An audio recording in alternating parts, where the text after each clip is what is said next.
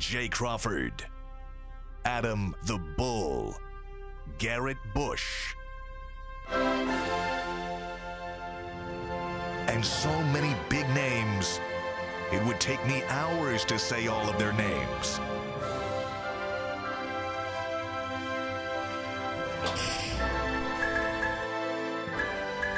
The ultimate Cleveland sports show. Booyah! I have been the defender of the Browns the last few weeks more than anybody else. When everybody else has been ripping them and going crazy and going nuts, I have defended this team again and again and again. I stupidly said I would buy a Baker Mayfield Panthers jersey like an idiot when I guaranteed the Browns win. And they were freaking, I want to say a different word with an F, but unfortunately we can't do that. They were beyond pathetic today. How you come out with the leading rusher in the league, and you come out with 5 wide and Pharaoh Brown? What? This is the stuff. And you know what? He's heard it. He's heard it. He knows it.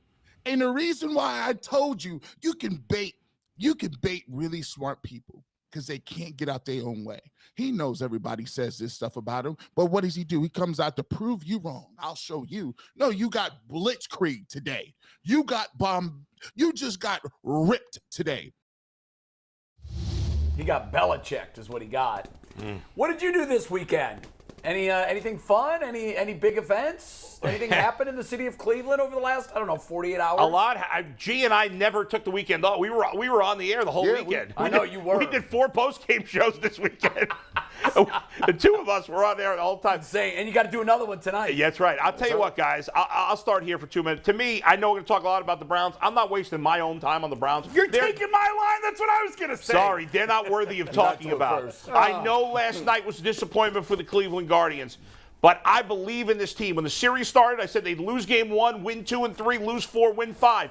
I am right on the money, and it will happen tonight. It may be in the Bronx. They may have the home crowd, but nobody's got more heart than this Guardians team. Unlike the stinking football team in this town, this team is filled with heart, and they have the much better bullpen. The Yankees have lose. Look at who the Yankees have put in the ninth the last 2 days. A bunch of slap you-know-whats. The Guardians have all their bullpen guys rested. Clase's pitched in 1 game in the series. Karinchak 1 game. Savali 10 batters max. Get a few hits. Let's go. Guardians will get it done. They played great overall for the weekend. I know it ends in disappointment. We've had almost 20,000 people watch our Saturday night walk-off postgame show. Wow. It's about 700 views away as of this morning from being more than any of our Browns postgame shows. Only the Panthers one has 700 more right now, and that's been for 2 months. This one's been for 2 days. Love what the Guardians did. Yesterday was a disappointment. I love Naylor doing this, looking like Serrano in Major League. Let's go. They're taking care of business tonight. Don't be down in the mouth. The Browns are a bunch of losers. The Guardians are winners. Been a great season no matter what happens tonight, and they are going to get it done. Love the Guardians. Tall man. Just what he said. you co-sign it. That's it. Because I said today, listen, it started out a great weekend. If you saw the baseball game on Saturday, and Jay obviously saw you down on the field level.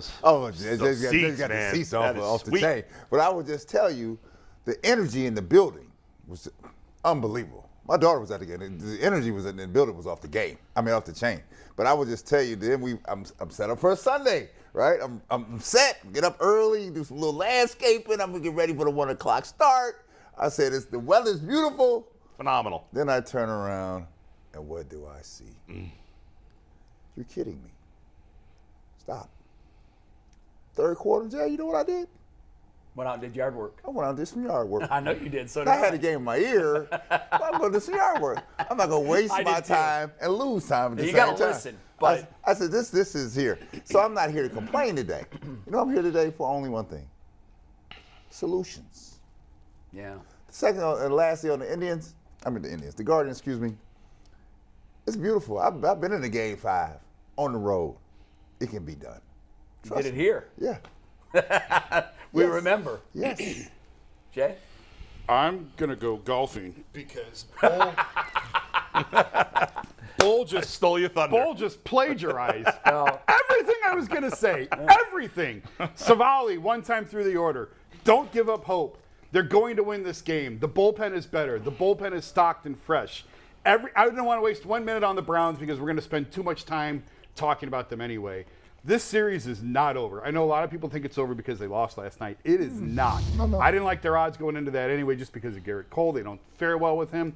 Jamison Tyone is not Garrett Cole. No. Nestor is not Garrett Cole. If they can run up the pitch count early, get into the Yankees bullpen early, they absolutely can win this game. I think the key to the game is the first 2 to 3 innings. You have to get through Savali. He hasn't pitched well in a while. He's prone to giving up home runs against a team that hits home runs and a ballpark that takes home runs. So that, to me, if they can make it through the first 2-3 innings, the Savali turn through the lineup, and it's a tie game or down 1 or whatever, they're going to win this game. Don't give up on this team.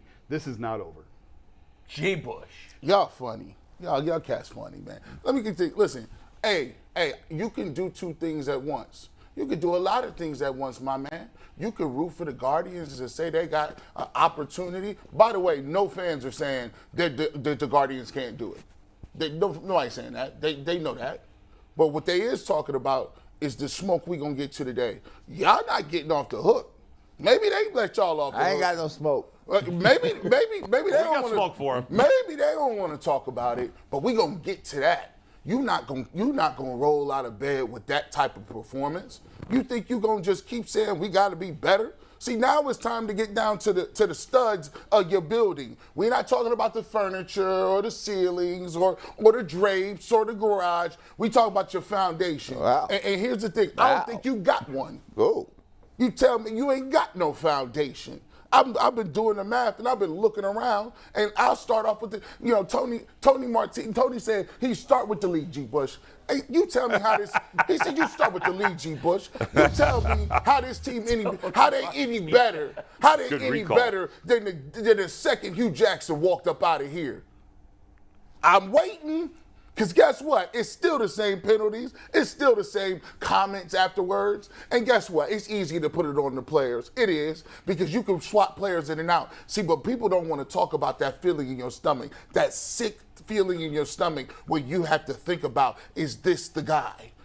Because you done got married and you're thinking about giving half of your stuff away. Sometimes you're married. There's a lot of people in this town married, and they're like, I got 4 years invested, a mortgage, kids are in college.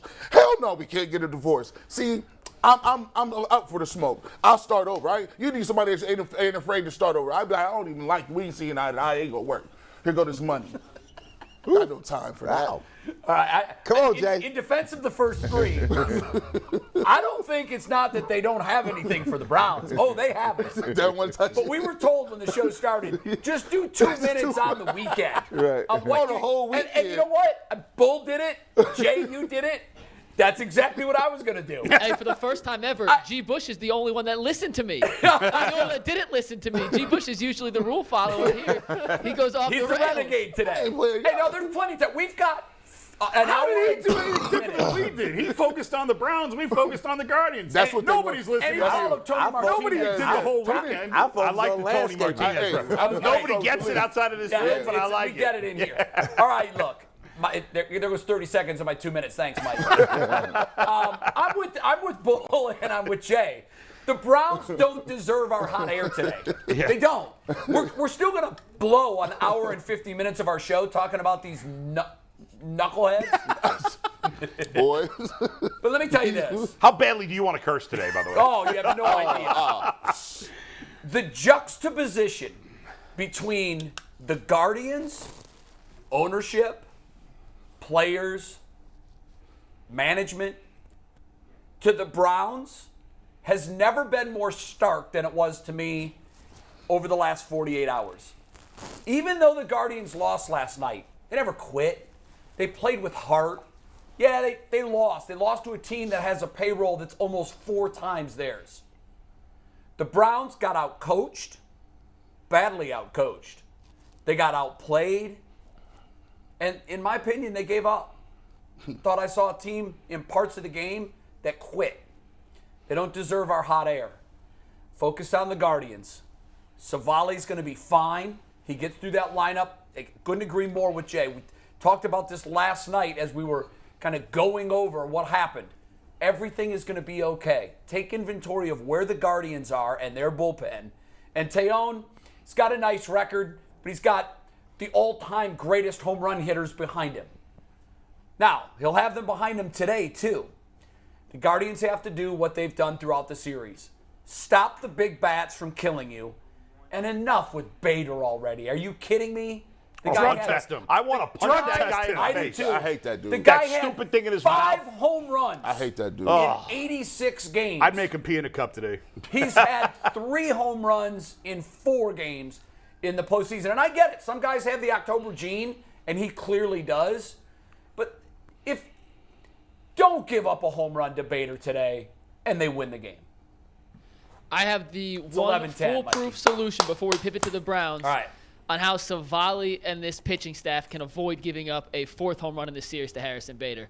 And that's if they all eat a Built Bar prior to the game to make sure their velocity on the fastball is up at least 2 miles an hour. Listen, Built Bar with 17 grams of protein, only 15 grams of fat, 160 calories. You can get them on a discount even for a Game 7. You can get like 30 boxes of Built Bars with the Lockdown 15% code at Built.com for the price of 1-seat admission to tonight's Game 5, in New York. The Guardians are eating Built Bars. We're eating Built Bars. You should be eating Built Bars. We'll get back to the Guardians in a sec, but we have to start today with the hot seat that is the Cleveland Browns coaching staff right now. And G alluded to it. I don't think anyone's safe at the moment. Nor should anybody be safe, right? No safe. Do you still love Stefanski? Do I love Stefanski?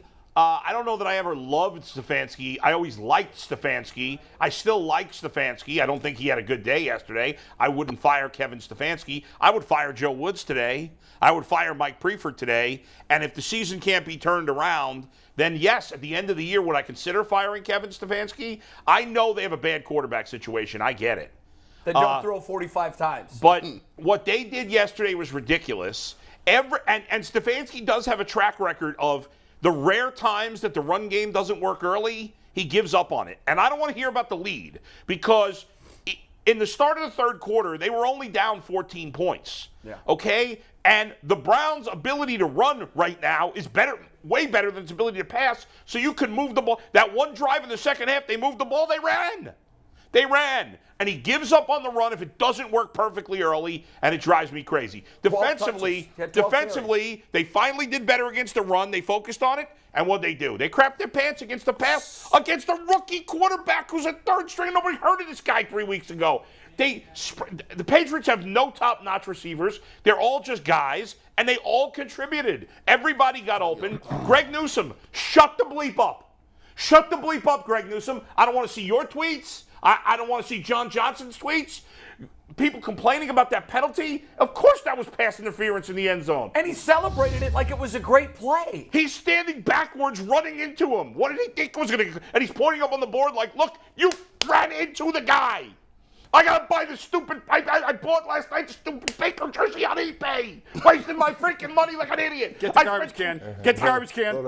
I spent 22 years not making these dumb bets, and I bet on this team of all time. This team has no heart, no fight, no guts, nothing. Wait a minute. Here, let me come by. Hang on. I wasn't here last week. Did you guarantee they would beat Yep. you? Yes. Are you drunk? I was. Jay, of all the teams to guarantee Bill Belichick? I said, what are you That's doing? The one. 20. That's the hill you're I've been in this business on. 24 years and never got myself in those situations once, and I did it with the Browns. Guaranteed it, and I said, that is a terrible job out of me. Bill Belichick. Terrible job out of me. All right, so let's here. I'm here. And by the way, I'm switching quarterbacks. We're going to talk about that later. Did you get the authentic? It's time for you? Is it Yes. the authentic Baker Mayfield? Is it the authentic? No, I went on eBay, got the cheapest thing I could get. So straight from China. It'll be here in April. Jay, you talking? You ordered it off My Wish. son has 15 of those. Yeah, so did mine. Some showed up, some didn't. He got that Gabriel Brothers joint. You know, Jay. Jay, so you talk about Stefanski, right? And so this is where I am, right? Because when I look at it, I'm not gonna sit here today and tell you that Stefanski is the smartest, always trying to be the smartest dude. I think it's obvious at this point, right? Yeah. We have one thing, right? We run the ball, and we better run it well, right? We just keep running the ball because I was flabbergasted. We came out the gate throwing, flabbergasted. I was like, what are we doing here, right? And here, Brissett has just turned out to be Brissett. That's all he is. He is. That's it. He's not doing any words. He's doing what Brissett does. He is in the area of He's turning the ball over. He used to be. That's the only thing he would do well. But this is why. I'm troubled by his face every time there's a turnover. Have you looked at his face? Oh, he be looking like. Oh my God, you're sitting here like you've lost everything. I'm like, calm down. This dude be looking like he could go therapy. Relax. Relax. Talk to somebody. This is my trouble with Stefanski, right? I'm tired of you trying to prove how smart you are because you're proving you're so smart you're dumb. That's what you are, right? Because you keep doing dumb things, right? Expecting good things to happen. You might get a shiny one every now and then, but typically it's not going to work, right, long term. This is what I was telling Mike before we came on the show. This is what I'm troubled about. We're not getting better. You talking about getting to game 11, waiting for. Oh, it's over. You can't it's get over. You can't they tell lose me the next 3 and they're 2-7. You can't tell me a way to get there, right? No, it's over. I was screaming during the game, and you saw my text to everybody. Put Dobbs in the game. I agree. I'm ready to do it. I know that's crazy. I disagreed with that in the moment, but I put Dobbs. Let me tell you why I wanted Dobbs. We have. Because we have no pulse. This thing is dead on arrivals, DOA. I said, and I don't care what sport you play, you know the signs of it. And I tell you what, I'll be clear on this, Stefanski, they're non-responsive to you. You had people bailing on you yesterday. It started before. I saw it before. Yeah. But yesterday was clear. Yeah. Third quarter here in Cleveland, the seats were bailing out. They were clearing out of the stadium. They know the character of this team. They know the character of what it is, what losing looks like. And here, you can't dodge it. It's you do. They're not responding to you. Blame pie. We always do this on Monday. Yeah. How much of it does Stefanski get today? Oh, he can. You want him to have all of it? No, because there's some culpability on the player side too. Sure. But at the head of the train is the lead locomotive. I'm getting nothing from him. Nothing. Stefanski's got to get a ton of blame, but the players don't get it. Nobody gets a pass. Nobody's getting a pass. They also. I thought Donovan Peoples-Jones played well. I thought that catch he made down the sideline was a great play. Because he made a stupid play. Well, he did. And the fumble. How you not know that rule? How you not know that? He knocked it out in front of Belichick. Right in front of him. Who had to be looking at him? That's one reason I didn't draft you. Bill was like, and I never blame Nick Chubb, even though he didn't have a huge game. I don't blame him. Everybody else, screw you. You all sucked. No, everybody sucked. Here, they didn't even use Hunt. Well, what is it? I think he had like 4 touches. This has been crazy. 16 for Chubb and Hunt, 45 throws. And I'll go deeper into the mix. And the game wasn't out of hand until midway through the. I think you're going to want to hear this text though, real quick. I can't say who it is, obviously, but I spoke to someone very connected that knows this team well. Right. Mm-hmm. And I said, "Do you think Stefanski has lost this team?" And I was expecting a response. Said, "No chance, no way." That's what I was. He has lost this team. Now, this was the response.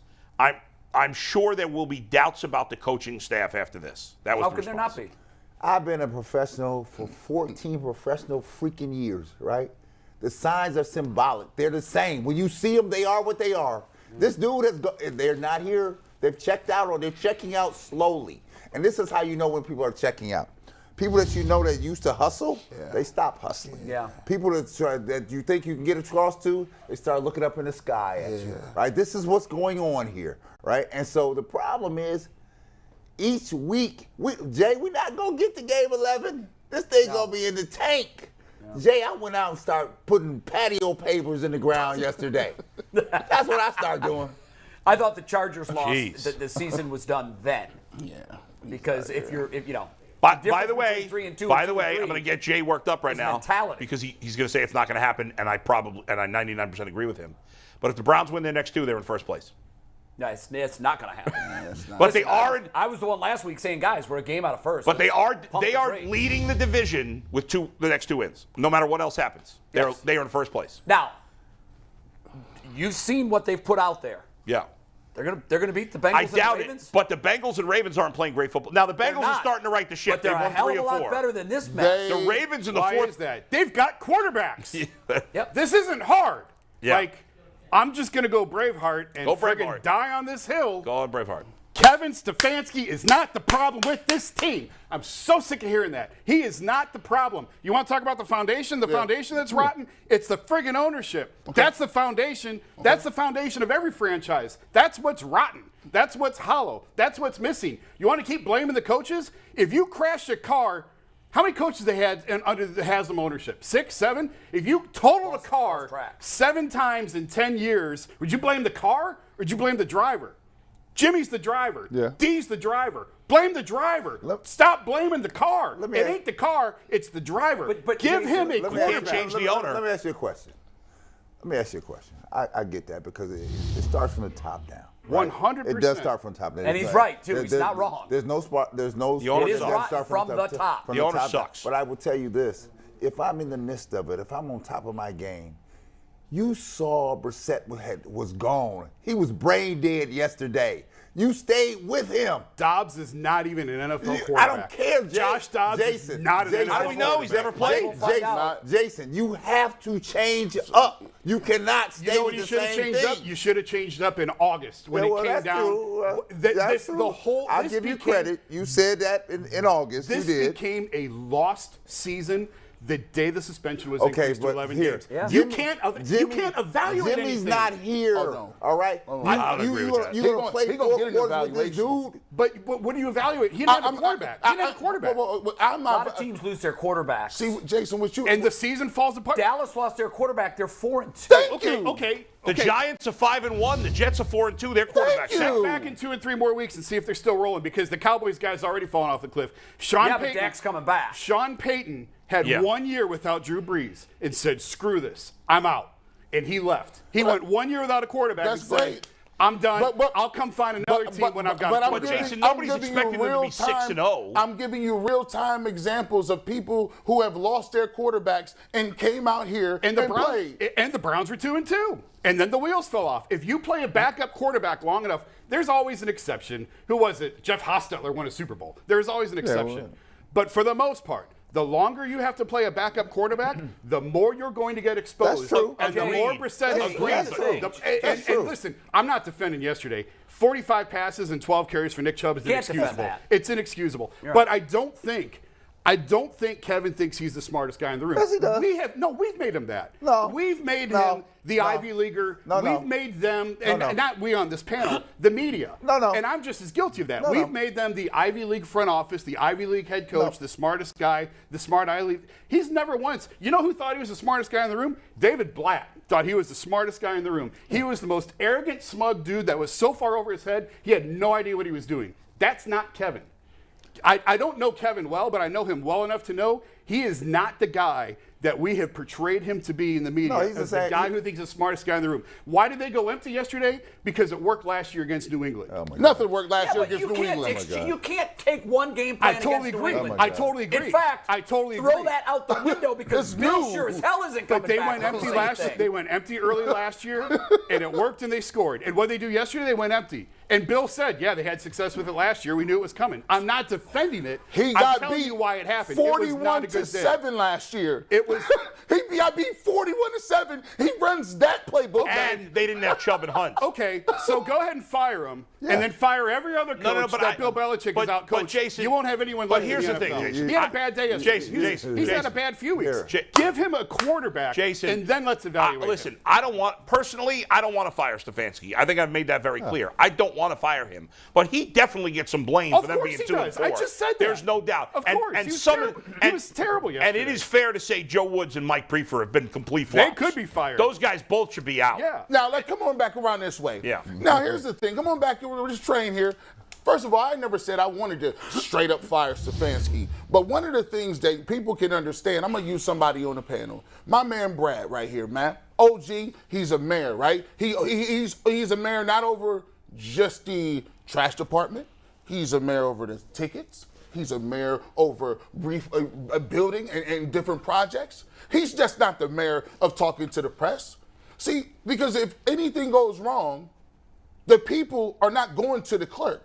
The people aren't Who they coming for? Who they coming for? The mayor, the dude in charge. I voted for you. I didn't vote for the ticket clerk. I didn't vote for the finance person. I voted for you. And so if anything happens, I'm coming to you. And Stefanski needs to understand, just because you call the plays, that don't insulate you, brother. That don't insulate you from your rest of your team being garbage. Because here's the thing. You want to call plays, you got a good offense, great. But guess what they do in companies? You got to do everything good. It ain't just one thing. And then you look at your defense. If you don't want to get rid of them, and I heard you went to advocate for them last year. And my thing is, I'm tired of people saying, well, that won't work. Firing Woods won't work. Dobbs isn't the answer. So you telling me you willing to sit with a sinking ship, and that's why Titanic is so great, because we had a lot of fools sitting on that boat playing music as the Titanic went down instead of finding one of them life rafts. And that's what the heck we doing. Well, I ain't getting rid of Woods. Why not? I ain't getting rid of Priefer. Why not? Your special teams is trash, and your defense is trash. He could get... I would say that, I don't think it's fair, Jason, to say you can't evaluate him at all. That's not fair. You have to. It's a mitigating factor that you don't have a good quarterback right now, and you downgraded from the quarterback you had last year. You got a worse quarterback now. It's not like Baker's playing well, but I'm not talking about Baker this year. Baker last year. Jacoby's worse than Baker last year. And that, listen, Josh Dobbs is probably not the answer, right? Of course he's not the answer. But at this point, there are no lifeboats, G. There are none. No lifeboats. But and Jay, there are no lifeboats on this ship. I've never been the guy that say put in the backup. But at this point, I feel like they could use a little spark. Dobbs really can't be worse than Jacoby Brissett. He just can't be worse. He could be. It's possible. Yeah, but here, the problem, Jason. They have no life. There's no pulse, right? You can't step. The job of the coach, the CEO, the mayor is to be the pulse taker. When the pulse is not there, I gotta shock this body. He played in the I gotta shock this body. Right? We kept sending the same dude out there yesterday with that same look on his face. I like, oh my God, this is getting worse. I've been one of the guys to quit on the coach. I remember going from McKinley and getting to OU, and I got there and we went 1-10. My first year. And I remember seeing this coaching staff, the other coaching staff I had went to Wake Forest. I told my mom, I'm transferring. I ain't got no time for this. The coach tells me, we'll take you, but I feel like you should stay and honor what you're going to do. I said, you're a good dude. I ended up staying. We went 1-10. I remember sitting there telling myself, you know what? I already had surgery. I was getting my knee drained every single day to go to practice. I'm getting my knee drained before practice, after games, all kind of stuff. I'm sacrificing. One day he came into that locker room and told us, we can't wear you guys are too worried about your socks. And we're going to make sure you're going to have some socks. You can't wear them down here. And you know what happened? He made us run after we took an L. And I went up to him, I said, you so worried about these damn socks. You need to figure out how you get a third down conversion. He probably didn't like that. And I said, you know what? I'm a sophomore. I'm here 3 more years. But guess what? Next week, I'm hurt. My knee swelling. I ain't got no time for it because I'm putting it on the line for you and you not doing nothing. It's unacceptable to see a ship go down and not try something. You lose people when you do that because they're saying I'm busting my ass every single day and I'm looking at Joe Woods and he ain't producing. Don't tell me about producing. He's not doing nothing. The special teams is trash. So as a coach, if you represent everything, every aspect of the organization. G, let me ask you a question. Jay, I want you to weigh in on it because you know this game. When you see players responding in the media, right? That means they become hypersensitive, right? Because why? In their minds, you saw it with Newsom yesterday. Look at that nonsense. I didn't do anything wrong. Because you're convincing yourself. This whole team is hypersensitive. You're convincing yourself that you're really getting it done. Because why? The dude should be holding everybody accountable. Is holding no one accountable. So therefore, you make up your own ending. I did a great job. What I saw yesterday, Jason, was this. He's sliding in DMs? Oh, yeah, they were DMs. This is real, by the way. Yeah, this for real? Yeah, this is. Let me say this to you, right? I'm looking around here, right? And I'm not seeing a highly functional, intelligent team. Okay, that's what I want. That's exactly it. Right there. Yep. I'm not here to indict folks, but what I know about sports is this: This is a thinking man's game. All of them are. And what I'm seeing now is I'm not sure. You just, to me, you just hit the buzzword. Because while all of you guys are right with part of what you're saying, here's the problem. This organization is riddled with dysfunction from the very top. Has always been. And has always been. Yeah. And you can't fire the owner. Maybe you can run him out of town by stop presenting the pile of shit he puts out there every week.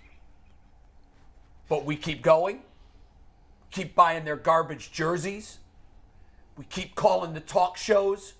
We keep buying the tickets. We co-sign the dysfunction at FirstEnergy. And blame everybody else. And blame everybody else. And here, Jay, you're absolutely right.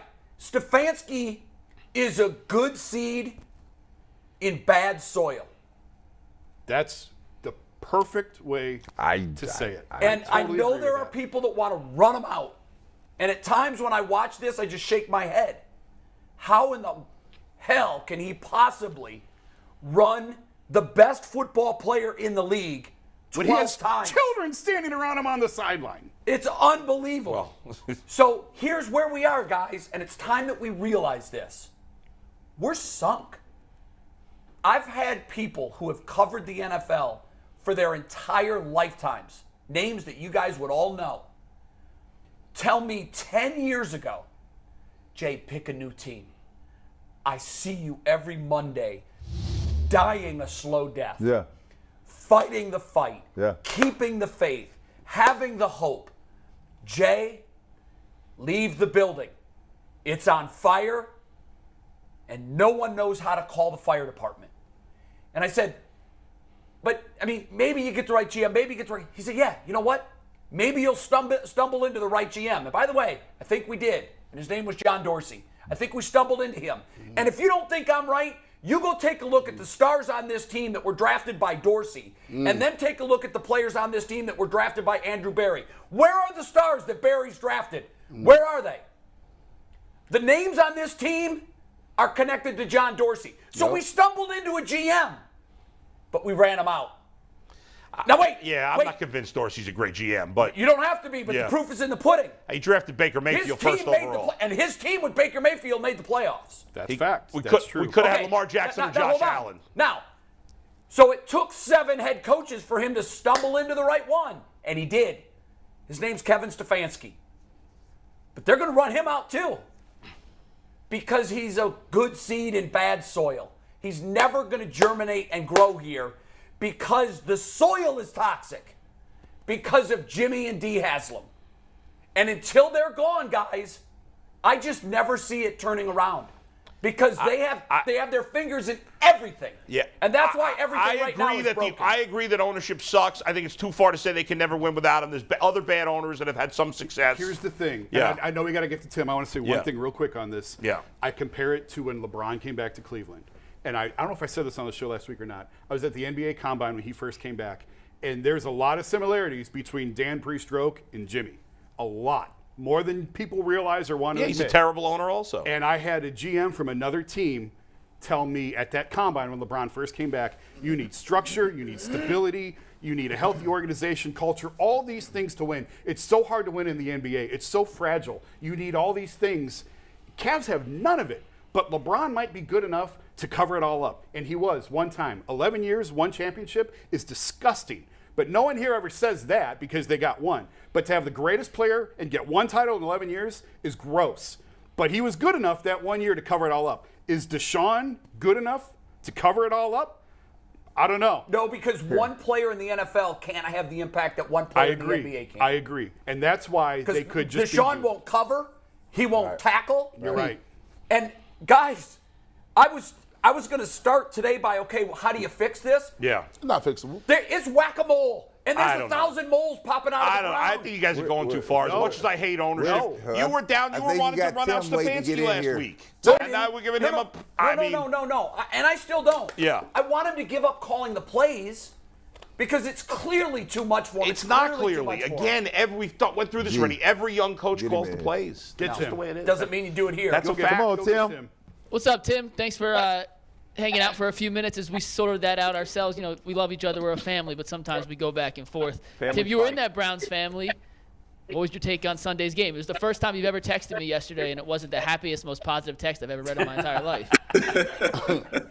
Man, it felt like I was watching a game from 1999 Browns or something. That was freaking awful, man. The tackling was poor. Everything was awful, turning the football over. They got out-coached. Everything you can go down the list and check every box. They did it poorly in that football game. So that was a tough one to watch. Tim, quick question to you, bruh. As a pro to pro, you think, pro to pro. Look, that's a funny video. That's a funny video. Oh, that's a funny video. I had to throw that in there. I'm sorry, guys. All right, Tim. Here's a question to you, right? Because I'm pretty laissez-faire about it now because I had the same impression you did, right? And I wasn't a football player. I'm sitting here watching this thing. To me, they were pulseless yesterday. Yeah. Stefanski refused. Well, you see, you don't have a pulse. You have to make a change. I don't care if it's just for that day. He didn't give himself any life. To me, Tim, it just seems like people are like, they don't hear him anymore. They're like checking out on him. This is like week 5, week 6. We're checking out. Did you see that? It did feel that way. I totally agree with you. I didn't see any emotion or pride from the players. I didn't think the game plans were very good on offense or defense. I mean, Nick Chubb runs the ball 12 times, and you throw it 45 times with Jacoby Brissett. I know you're down and you got to throw the ball a little bit, but you can't give Nick Chubb 12 carries. I mean, that's just crazy. Yeah, I didn't see any emotion from the guys. I didn't see guys out there playing with a whole lot of pride. So it was, like I said, man, that was a tough one to watch all the way around. Just, not only did they not perform well, like you said, they just didn't have the emotion or the energy that you want to see in a game like this. And, it was a tough one. Tim, when you play back then, you coming back in '99, it's an expansion team, right? So the expectation levels aren't there. But you've also played on teams as you moved along, and the Browns start to have those expectations. Have you had a situation where you've known that other guys on the team have quit, basically, have checked out? I'm already on vacation, or he'll be gone by the time I'm out of here. What are the telltale signs of that in the locker room from you being there, seeing from a perspective like, man, this dude ain't doing what he used to? How do you know when the team's giving up? Yeah, I have been there. My second year, 2000 with the Browns, when Chris Palmer was the head coach, obviously 99 was a tough year being an expansion team. And then in 2000, we got off to a pretty good start. Then I broke my thumb in week 5, so I was out the rest of the year. And then Doug Peterson played, and we went through about 5 or 6 different quarterbacks, and the season just went downhill really quick. And as it went on, even though I wasn't playing that year, I was just being in the locker room and watching guys.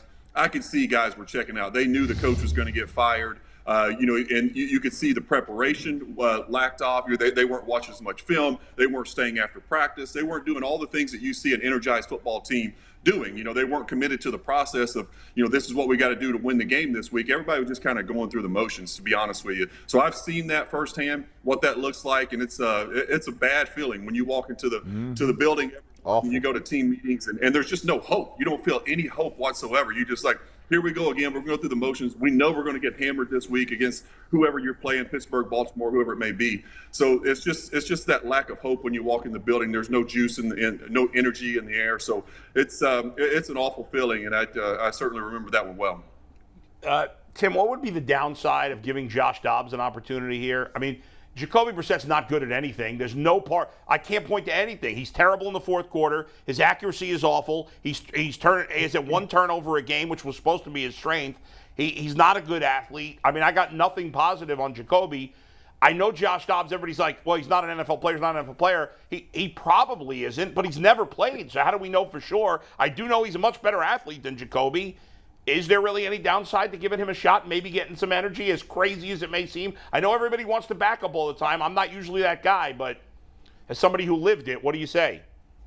Yeah, I think Jacoby's played okay until this week. Obviously he played a terrible game against New England, but other than that, I was actually, I thought he exceeded expectations of what I thought he was going to be for the first few games. Just managing the game. He was taking care of the ball until, like you said, until the fourth quarter. He threw some very badly timed interceptions, in crunch time. But I think as far as giving Dobbs a shot, I think it's a couple more games out. If Jacoby continues to play like he did against New England, then you certainly have to look at bringing Dobbs in. At least Dobbs is going to be an athlete. We saw what he did in the preseason as far as running around, making plays with his legs, and he did bring some juice to that offense. When he was on the field, you saw a little bit extra bounce in guys' steps. I don't know how good a player he is. I saw him play in college, and he was a pretty good player at Tennessee. But I haven't seen him play at all in the NFL. No one has. But I think we're probably a game or two away of Jacoby playing like he did against New England before we see Josh. So let me say this: we're not replacing a starter. I think Jacoby Brissett is a guy that really probably could get you by for 2 or 3 games. He's a placeholder. That's it. That's all he is, right? So we've gone beyond his limits. And that's what he was signed to be. Right. Was 2 to 3 games. But not I will say this though, Tim, to your statement there. If you have any hope, because they sold us, everybody here, on this, if we can just get to game 11, we'll have 2 or 3 games to play around with the Brissett here. If you're trying to get to game 11, because you take a couple more L's, you out the mix here. You're gonna be gone, right? So, do you go back with a pulseless team, or do you inject some infusion in here? That's all I saw yesterday. I was like, man, people check it out here. You can see it. Yeah, I saw that too. In my opinion, I think what they need to do right now is just say, we're going to run the football. We need to say we're going into every game. We're not going to put the game in Jacoby Brissett's hands like I felt like they were trying to do against New England. Just give it to Nick Chubb and Kareem Hunt. Let him throw, some bootlegs and play actions off of that, but don't ask him to do too much, man. They asked him to do a little bit too much, I thought, early in that game. He threw some interceptions, trying to force the football down the field. Just turn around and hand the ball to Chubb. Play ball control, run the play clock down, shorten the game. Keep your defense off the field. Those are the things I would do, right now until we see, hopefully Jacoby can get it going and play like he did the first few games of the year where I thought, he managed the game pretty well. So, it's a tough situation right now. This thing is right on the verge, like you guys have mentioned, man. This thing's right on the verge of getting really, really bad really quickly for this organization if they don't find a way to win a football game, and it doesn't get any easier. We got Baltimore and Cincinnati coming up. So 2 really good quarterbacks. They're going to have to find a way to put some points on the board against those 2 teams. So it's a tough road ahead for this team right now. Let me ask you this really quickly. I want to play just a real quick game. Say, for instance, we play the Browns, Patriots played last week. Say, for instance, they play again coming up here on Sunday, and you simply switch coaching staffs. You take Stefanski and put him on the Patriots. You take Bill Belichick and put him on the Browns. 38-15 Browns. What do you think the score is? What's the outcome? Oh, I think certainly the Browns win that game. I think I really he's the greatest coach of all time. Of course they win the game. We're talking about the greatest coach of all time. I think you can do that around the league with a lot of teams that Bill Belichick's going to face. I think he's the greatest coach ever for a reason. He can take your players and beat his, and he can take his players and beat yours. So, I would certainly put my money on Belichick if they switch roles for and play the game next week. In fairness, they've been a 500 team with no outstanding talent, the Patriots. Well, yeah, but we're 2-4, and our roster is way better. No, my point is that Brady left New England, they're 500 team. I know. Right. My point is, it's unfair to say switch Stefanski. If you said, what about switch Stefanski with Tomlin? That may be a little more fair. But I could give you 5 coaches. McVay, I could give you Tomlin, I could give you Andy Reid. I take the coach in San Diego. I might even take Harbaugh. No, I could give you 7 coaches. In San Diego hasn't won anything. If you can get those guys, go ahead and fire Kevin and go get one of those guys. Right. They're not coming here. They're not coming here. I'd take Sean Payton. Otherwise, I'm sticking with Stefanski. I'm not even taking. Are we sure Sean Payton's a good coach, or did he have a good quarterback? He had a Hall of Fame quarterback. How do we know he's a good coach? How do we know? Well, here's the thing. I think, and we've talked about this year. There's very little difference between all these teams.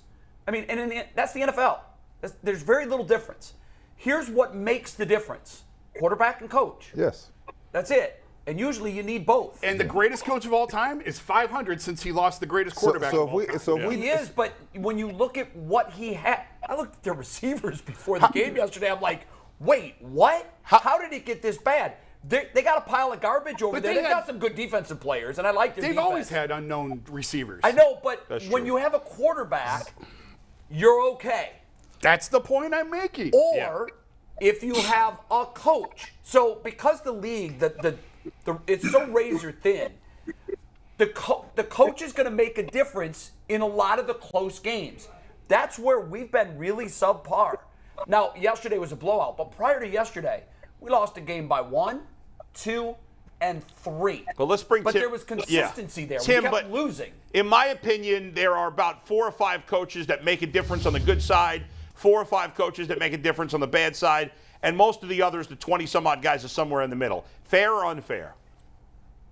Yeah, that's probably fair. I agree with you guys. You got to have the quarterback, you got to have the coach. Those are the difference makers. You got to put guys in the right position. And there's probably a handful of coaches out there who win, a certain amount of games every year just based off, their coaching, the way they coach, the position they put guys in each and every Sunday. So, obviously Belichick is, at the top of that list. Tim, I'm dying on Stefanski Hill here, and I'm going to keep dying on it. But I can't defend 45 passes and 12 runs for Nick. That's indefensible. Yeah. As the obviously you're not looking at the stat sheet during the game. But as the quarterback, do you ever go to the play caller in the middle of the game and say, "Hey, I don't think we're feeding Nick enough. Let's get Nick more involved." How much juice do you have to have as a quarterback to go to him, or is that just a natural conversation that takes place? That's a good ass question. That's a great question. And, I really think a conversation like that is not going to happen between a backup quarterback and a Stefanski. I think that's more of a Tom Brady, Aaron Rodgers, Drew Brees type of thing where they come to the sideline and say, "Hey, man, you're calling shit plays. Let's start running the football." I think Tim, that's good.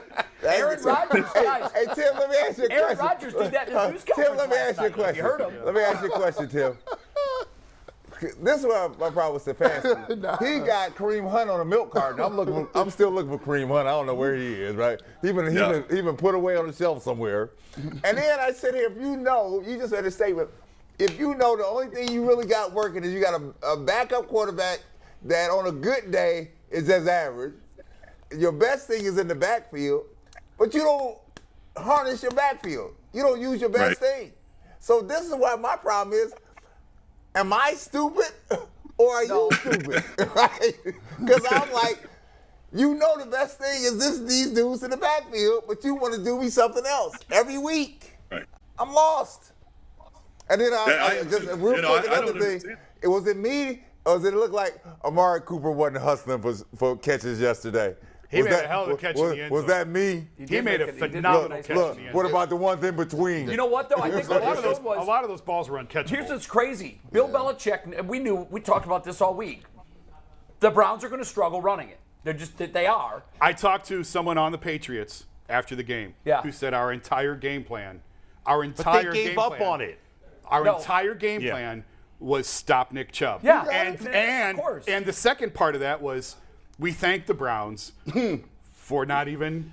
So they only had to do it for half. Isn't every team's game plan to stop Nick Chubb? And they can't do it. Does it differently than every team. Jason, if he would have had enough. Belichick makes you play like he still averaged over 5 yards per carry. They gave up on it. My point is the Browns didn't even make the Patriots go into their game plan. Right. Exactly. And that was the second half. If you'd listened, the second half of that was we thank the Browns for not do it for a full game. Making us step to do Nuggets, do you have my headline? From last week? Yeah, you have my headline? We can pull it up if you give us 1 second. All right, you go look for it. And so this is the point I can tell you that what it is, though. I remember it. Yeah, I do too. We'll pull it up. Give us 1 second. I do too. But here was the point that I was going to make. We know that Belichick does that. What does he do? He takes away what you do best. Makes you play left-handed. That is keep it simple, stupid. It really is. But he does it better than anyone. He can do it. He can look at it and say. No, the Browns allowed him to do it, though. Yes, they did. But here's the thing. We talked this year about nobody can stop Nick Chubb. They can't. Unstoppable. They can't. He was stopped yesterday. No, he wasn't. Kevin Stefanski stopped him. No, he stopped him. He averaged over 5 yards per carry. But he was stopped because he only by got the Kevin ball. Stefanski, not by Belichick. No. Yes, but he was stopped because he only got the ball. Yes, Kevin Stefanski stopped him. Yes. You stopped him for half, and then Stefanski stopped rolling dice. And started shooting fish in a barrel with a blindfold. I mean, who does that? You already know the game plan. Here's Jay's headline, by the way. You know the game is our winner of the week. The game plan is to stop. Well, that's it. I mean, he out-schemed the Browns. That's the game. Stop Chubb. Everybody's game plan. Is it any different than stopping and say, no, let me finish.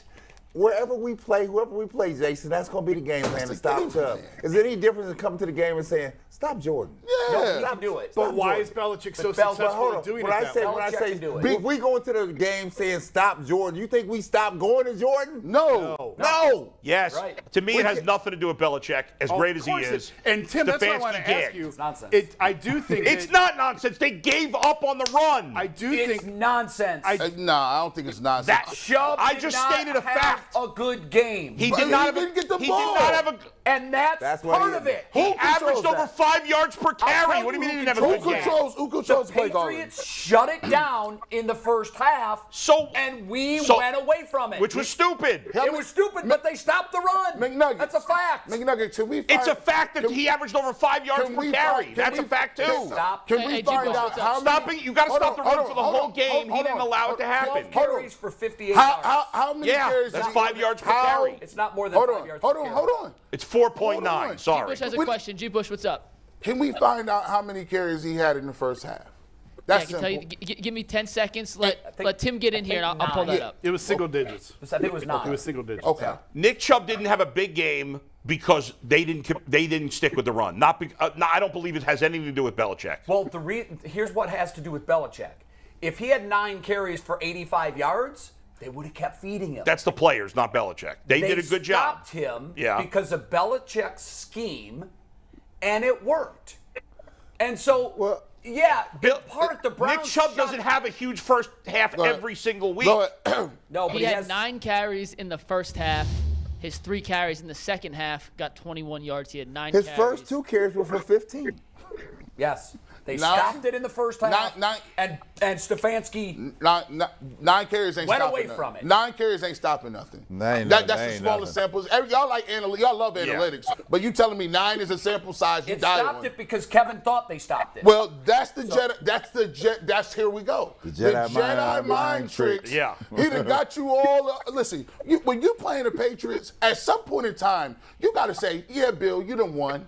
But you ain't won nothing since Tom ain't been here. I got the best player in the league. Come get this. Stop him. Come get this. I wholeheartedly agree with Come get this. And Tim, that's what I was going to ask you was, it was going against Bill Belichick, sort of like golfers that had to play against Tiger Woods in their prime on Sunday, where it gets in your head and you start like Kevin Gate went into that game knowing they're going to try and stop Nick. They're going to make us play left-handed. They're going to make us stop Nick. So we're going to go empty because we had success with that last year early. So they went empty again, and it's almost like Belichick has you beat before you even get on the field. A pick on the second because play he's of the the game. greatest. He's the greatest of all time, and it's like Tiger wearing red on Sunday.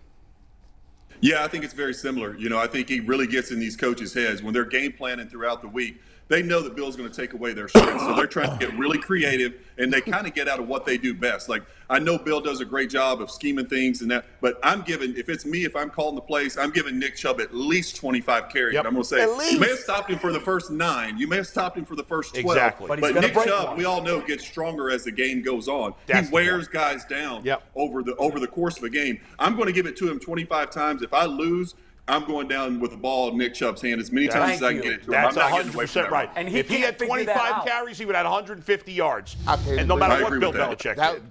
That's it right there. That's exactly what it is right there. And that's my problem with Stefanski. Everyone else can see it.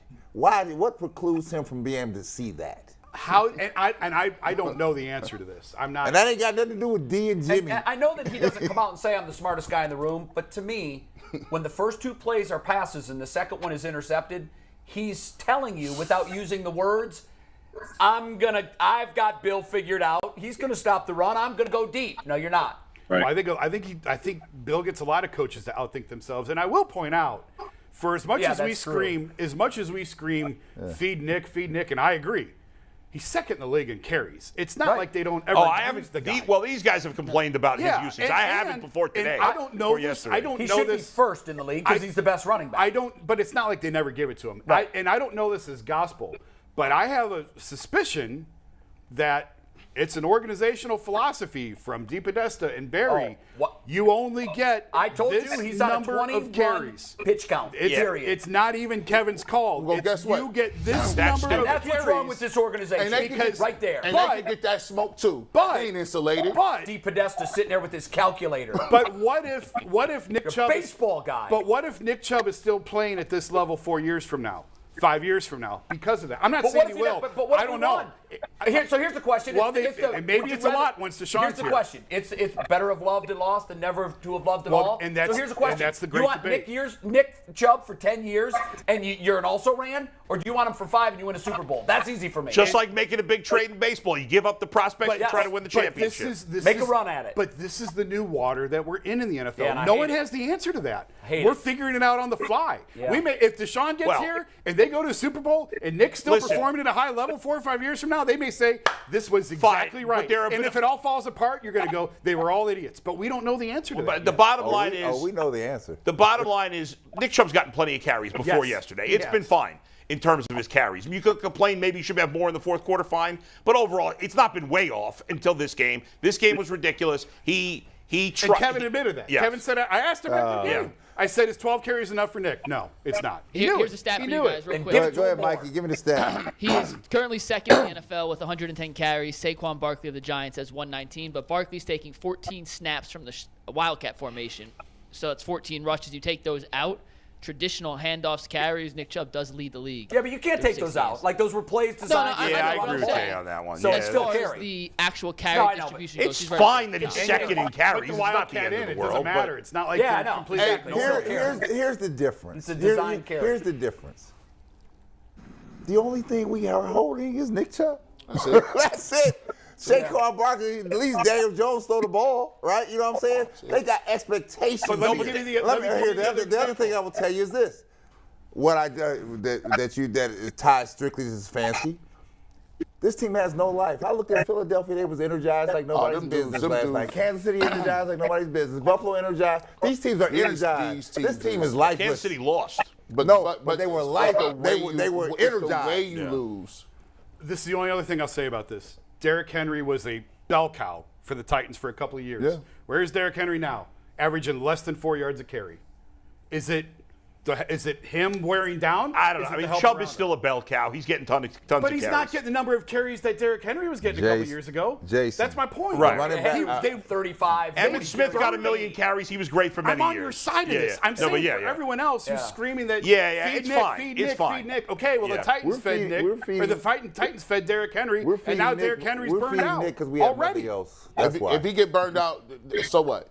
Tim, you talking to the wrong dude, Ohio State dude. That's all we do. Tim, I have one more question. Tim, then we got to bring a DD. Tim, this is a philosophical question. It's this nonsense that the guys that are controlling the sport right now are Ivy Leaguers with calculators that have decided that. And by the way, if you're going to use analytics, you also might take a look at the fact that Belichick stopped Detroit all 6 times on their 4th down tries last week. Well, you don't think Belichick uses analytics? Of course he does. He does, but he uses his gut too. Right. He doesn't let analytics drive everything that he does. I don't think any coach does. If he's on a 20 carry pitch count, which I think he is, I show me the proof that how many times he's gone over that. Is that right to set a number before a football game? Because it wipes out the notion that you would stay with what is working if it's really working. And I think that's hurt the Browns this year on a number of occasions. Yeah, I agree with you, Jay. You know, my thing on is, remember what Herm Edwards said in his famous press conference years ago, you play to win the game, right? You may go into the game saying we're going to keep Nick on a 20 pitch count runs or whatever, but you get into the game, you get into the flow of the game, you're like, the quarterback is not doing anything. The quarterback's not helping us. Give him the ball. Right. Like, I don't care if you got to give him to him 25 or 30 for that game. You got to do what you got to do to win that particular game. Next week, if you want to try to keep him get back on that count again, then you can do that. But I think, the philosophy is, you go out and you do what you got to do to win that game. And they certainly didn't give Nick Chubb the opportunity to go out and keep them in it and keep drives alive and give him the carries that he needs to do what Nick Chubb does. Tim, I'll leave you with this thought. Imagine if Belichick had Chubb and Hunt. And that's how I'll say goodbye, and we'll see you next Monday. Imagine that. Tim Couch. I hope we're all in a better mood next Monday, guys. I don't have my hopes. I don't have my hopes. See you guys. We go from Tim to Aditi, our favorite quarterback, to our favorite sideline reporter. What's up, Aditi? By the way, Nick Chubb has had over 20 carries twice this year. No, I know he has. Yeah. But if you look at his career numbers, he's done it. But he's been under 20 way more than he's been over 20. Way more than he should. And he's the best running back. What's up, Aditi? I see you with the Pella windows behind you. Yeah, I see you. I see you. How did you know they're Pellas? They got a very distinct watch out. I'm doing more than just commentate. Come on now. Wait a minute, Gene, you sell Pella windows?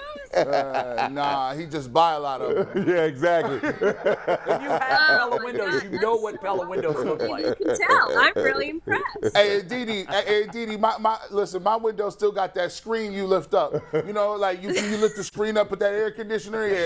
Hey, close that door. Leave that air in here. We got those too. Gotta put tape around the edges. All right, Aditi, we've been blowing hot air for an hour around here. Wait, but before you even get to that, Jay, what's wrong with Ivy Leaguers? Let me tell you something. Calculators. I'm not an Ivy Leaguer with a calculator, but I am an Ivy Leaguer. My daughter's an Ivy Leaguer, so I'm allowed to take a half-hearted shot. Here's the problem with what we've seen, and I firmly believe there's going to be a correction.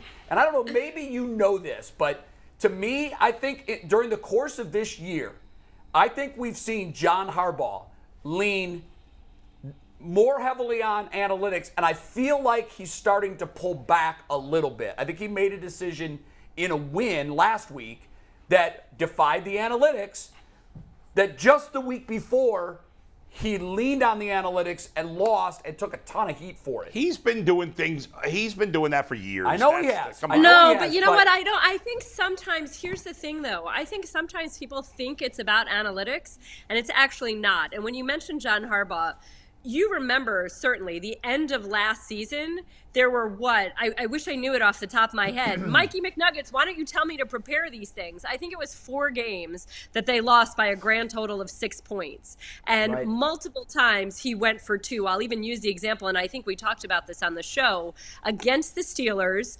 They were driving. They were down by 2. No, they were down by 1 at the end of what would be regulation, and he's got the most money kicker in the league in Justin Tucker. He could have kicked the extra point, gone into overtime.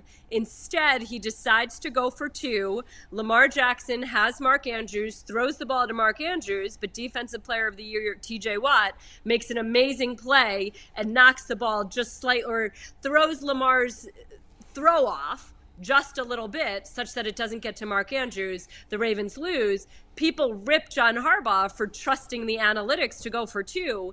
That had nothing to do with analytics. As John Harbaugh said to me after the game, he had no cornerbacks healthy. So he thought he had a much better chance of winning right then on that play than having to go into overtime with no healthy cornerbacks. So I think that when we sit here and we say, oh, are they relying on analytics? A lot of times it's not actually analytics. We just sort of perceive it or play it as analytics, and it's something else at play. Maybe a guy is hurt. Maybe a guy. I'm sorry, I'm cutting you off. Go ahead. No, I'm cutting you off. Anytime there's a outside the box decision that doesn't work, everybody screams analytics. Every time it works, right. And my says point anything. is, it's not always analytics. Yes, sometimes exactly. It's You're something right. like just not having healthy cornerbacks. Sometimes it's just like, well, when he I don't lost like the game, this matchup has been killing us all day, and here we've got one moment to try to win the game. That was smart. And I was watching that game. It was the right win call. it right here than we do playing another 5-10 minutes or another possession. Mike, you got something? Yeah, Didi, I apologize for not prepping you. I didn't know we were going to go into the deep analytics of the 2021 Ravens season on the Cleveland show. That's on me. But they did play 10 games last year that ended in a 1-score contest. They were 3-7 in those games. So. Yeah. Thank you. Well, and especially in December, there was a whole run of them where they lost essentially right at the end. And Packers, you know what? The fact of the matter is, most of the NFL games. It was a bunch of games like that. But Didi, most of the NFL games are 1-score games. I mean, the Browns have lost 4. The first 3 were all decided by 1 point, 2 points, 3 points. They are mostly 1-score games. And I know the decision about analytics, you can scream that that's an analytics call, but it was the right call. I've just seen too many coaches leave points on the field to go for the analytics play, and the Browns did that. Jay, then you ignore every time they make it. Yes, you do. Yeah, but you know what? No, you don't. You just bring it up when it doesn't work. This is the magic of sports, that we get to sit here, and wasn't it a week ago that Kevin Stefanski was being ripped for not running a quarterback sneak, which his quarterback is so money at, and then yesterday he runs a quarterback sneak on 4th down and doesn't get it. And who knows how that game changes if he just takes the field goal right there, or if he gets that quarterback sneak, or whatever that's it my is. Point.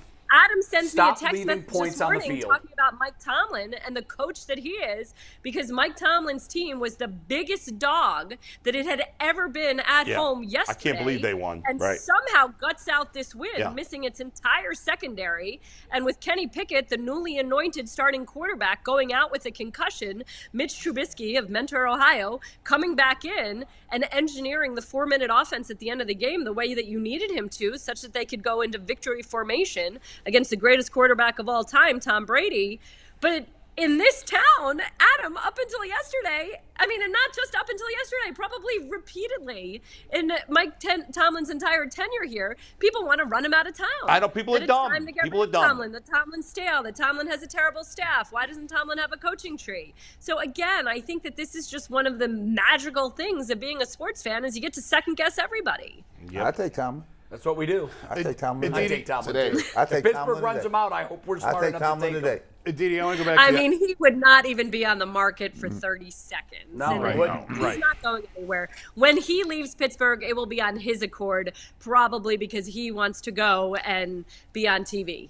And that's it. He's and that's why the Steelers are the Steelers. Coach elsewhere. He's not looking to leave. But also, Mike Tomlin in year 3 had Ben Roethlisberger, quarterback. He wasn't the coach that he is today. These guys need time to figure it out. And that's why I want to go back to the Ivy League thing, because the point I made earlier in the show, everyone likes to take digs at Kevin that he thinks he's the smartest guy in the room. I think that's something that we as a media has created about the Browns, because they're the Ivy League front office and everyone likes to do that. I know Kevin a little bit. You know him better than I do. I know smug people who think they're the smartest guy in the room. He has never struck me as that guy. Never, never, never, never, never, never, never. And in fact, I'll tell you, Jacoby Brissett, one of the first things that he said to me of why he liked Kevin Stefanski so much, he said he's like Frank Reich, no ego. He said there's no ego. If Kevin wants to put something in and Jacoby doesn't like it, there's no ego. It's like, okay, fine, we're not going to run that then. If you're not comfortable with it, it's not a big deal. And that's what there are certain guys like that. Frank Reich, Doug Peterson, Kevin Stefanski. There is no ego in the coaching that they are doing and the people that they are. And in fact, I won't name names. I know you don't want to hear it, but you better open your ears. There are at least 2 other coaches in the AFC North that I would say have bigger egos and are more smug than Kevin Stefanski. There's a saying out here, birds of a feather flock together. Stefanski and Jacoby, they're the same people. Yes, they are. No fight, no fire, nothing. You couldn't leave. Oh, stop. Didi, I want your guy Josh. I want your guy Josh Dobbs to play. Play Josh Dobbs. No. Here. Play Josh Dobbs. I am going golfing. I'm not being cynical either here, right? There's certain traits and characteristics when you're playing top-notch sports here. It's fire, brim, and everything from the top. And when I don't see it, it's not always a recipe for success. It's just not. And they have not proved me wrong. This thing was dead on arrival yesterday. If you pay $200 for them seats, I'm pissed. I'm mad, right? Because you dogged it on me, right? That $200 for some people didn't come easily. They saved up for it. And this is what you get. But I would argue with that. I think that this is what Joe Flacco battled forever, right? It was Joe cool, but is he too cool? Is he flatline? Is he, you need to see some sort of energy out of him, is what some people thought. But now look at Jalen Hurts. Jalen Hurts is of the mindset calm is contagious. And he is as calm as can be. He is mellow. Jalen Hurts is a guy who they've made memes about. I mean, Nick Sirianni told this joke, and I feel like I already told you guys this, but I remember sitting in the production meeting, and he's like, Jalen Hurts' face is the same if he throws a pick. Jalen Hurts' face is the same if he throws an 80-yard touchdown, and Jalen Hurts' face was the same when those stands in Washington nearly fell on him. That's working for Philly. I think that we're sitting here and we're saying we don't like Jacoby Brissett's demeanor because the Browns aren't winning. If the Browns were sitting at 5-1, then you would love how cool he is. You would love how calm he is. The trouble right now is that you're not getting the results that you want, so you're nitpicking at something like that. The one thing I say about Jalen Hurts. I mean, I saw Kevin Stefanski look about as angry as he could yesterday on the sideline. He was throwing his flip card or whatever his play sheet. I don't even know what to call that thing. Should have burned it when the 4th-and-1 didn't work. Listen, let me tell you something. Jalen Hurts, if you go back and check his body of work at Oklahoma and Alabama, the one thing he has that it has in Philly, he got command of the locker room. He does. You can see it. And when Deshaun Watson's here, he will have. Well, here we're going to be so far gone by that time. Let me point something out. Yeah, but you know what? Let me go back to this, okay? Mitch Trubisky came into Pittsburgh in the spring, and right away, people talked about how he had won that locker room and how guys were gathered around him and how much they believed in him, such that he was elected a captain. Yeah. Well, you hadn't checked Chicago, Angie. You hadn't checked Chicago. Because they wouldn't say that in Chicago. Yeah. I think Adidi's got to go, right? We got a couple more minutes. No. Oh, okay. So my thing is, my thing is not so much you could talk about demeanor or we could talk about how you feel about it. My thing is I'm into a results business. When I see this defense that has everything that they've wanted. They got free agents. They got Myles Garrett. They got the different things that they wanted. They said we needed continuity. We used to get on Joe Woods for the Chad Henne 3rd and 14. But my thing is, it is unacceptable. I don't understand how you got a dude named Zappe that comes in and throws for 300 yards. 305. He looks better than Mac Jones. Look comfortable. And then the year before. Check back in 6 games. Yeah, well, we'll see. The year before, they had a rookie in Mac Jones, and he put 41 on you. Like, that's almost 100 points between 2 rookie quarterbacks in 2 years. And when you ask Joe Woods, what's the fix? He says, we're just going to clean up what we're trying to do. And they've lost to Flacco and Mariota, too. And they lost to Joe Flacco, who put 300 on him. I just don't understand at this point how I can look at that defense and what they're doing as a defense that is going to be any good for a long period of time. I'm really sorry. My daughter, the one that was born in Cleveland, apparently is not liking the hate that you are spewing on her hometown team. So you're hearing her back there. That's a nice comeback. I like that. But no, I mean, it's hard to disagree. What is there to disagree with? I mean, it's unacceptable. We just mad. Right. So and again, Adam and I had this conversation this morning. It just feels like a waste of talent. Yeah. There's so much talent on that roster. And I was listening. My friend Jason LaConfora was on Pittsburgh radio this morning, and someone asked him on the radio, how do you rank the teams in the AFC North? Who's the best team in the AFC North? And he just sighed. And he sat there, and then he said, well, I mean, I guess you'd have to say the Bengals. I think they have the most talent. I disagree. I think the Browns have the most talent. And so that's what's really flummoxing to me. Not without Why Watson. Are they playing this way? Excuse me? I don't think I think with Watson, they probably have the most talent. Without him, I think the Bengals are ahead. I do agree with Jason on that. You think 1 through 22, or let's say 25, 1 through 25. Yeah, I think the Bengals and Browns are neck and neck, and I think right now with no Watson, the Bengals are ahead because there's a huge advantage at quarterback. Okay, maybe, but there's a huge advantage at running back. There's a huge advantage for the Browns. There's a huge advantage at pass rushers for the Browns. I don't agree with that. No, I don't agree. The Bengals, it's not a huge advantage at pass rusher. If you combine you don't think Myles Garrett and Jadeveon Clowney is better.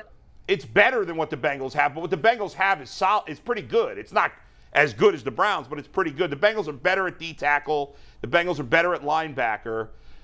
Secondary, the Browns should be better, but they're not playing better. that they're not playing better. But talent, we're talking about just pure talent. Right, but the Bengals have offensive line. The Browns have an advantage at offensive line for sure. Huge. All right, I don't want to squall about this anymore. but she's got to go. Okay, yeah. And real quick, Aditi, my biggest fear with this defense is the fact that it's not the coaching, it's the IQ.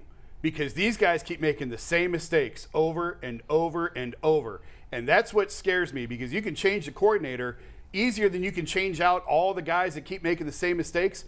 What if they're just not very smart at football? What if they just don't have a high football IQ? That is a lot more terrifying than firing the coordinator.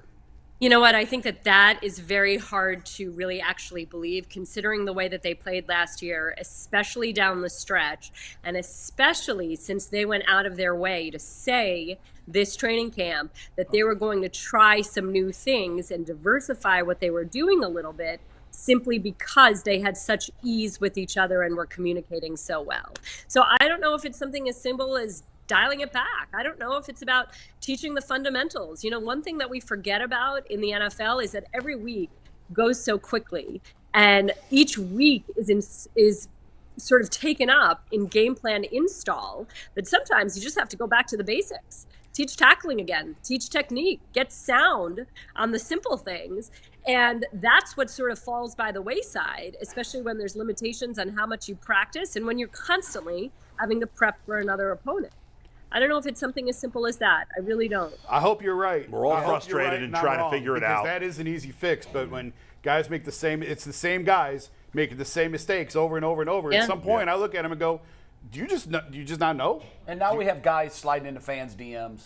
That's absurd. They're children. I'm sorry. They're children. We've seen 3 of the Browns' defensive backs reply to critics on social media this year, starting with Denzel Ward, then Greg Newsome, Johnson sliding into DMs.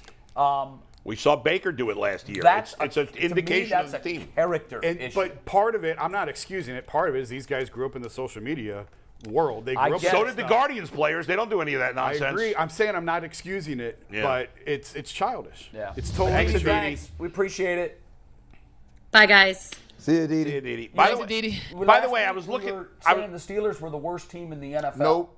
I think everybody agreed with that. They still suck. But here's what happens. Look at where they sit today. They faced a pivotal game for their season. Yeah. And the odds were wildly against them. The biggest home dog ever. Yeah, it was a great win. And so what they did was, how they do that? Because they're decimated with injuries and they lose their starting quarterback. They have to go back to Trubisky. Keep talking. How they do that? How they did that was the coach, the infrastructure, the character, and they rallied around themselves. The Browns have that game Sunday at Baltimore. They're going to be a huge dog, except for they're on the road.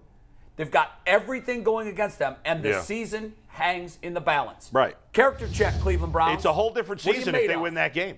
What are you made of? You season. win that game, and you quiet all of the idiots like us that think we have all the answers.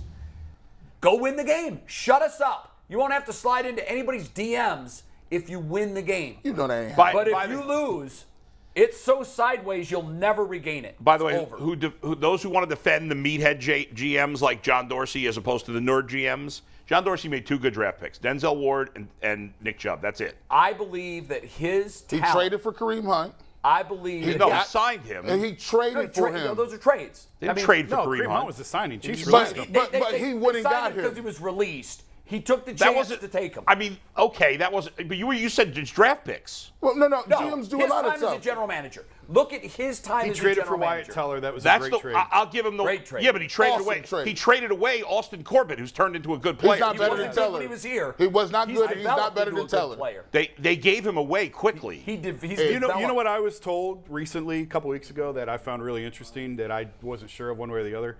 Dorsey did not want Odell. That was an ownership move.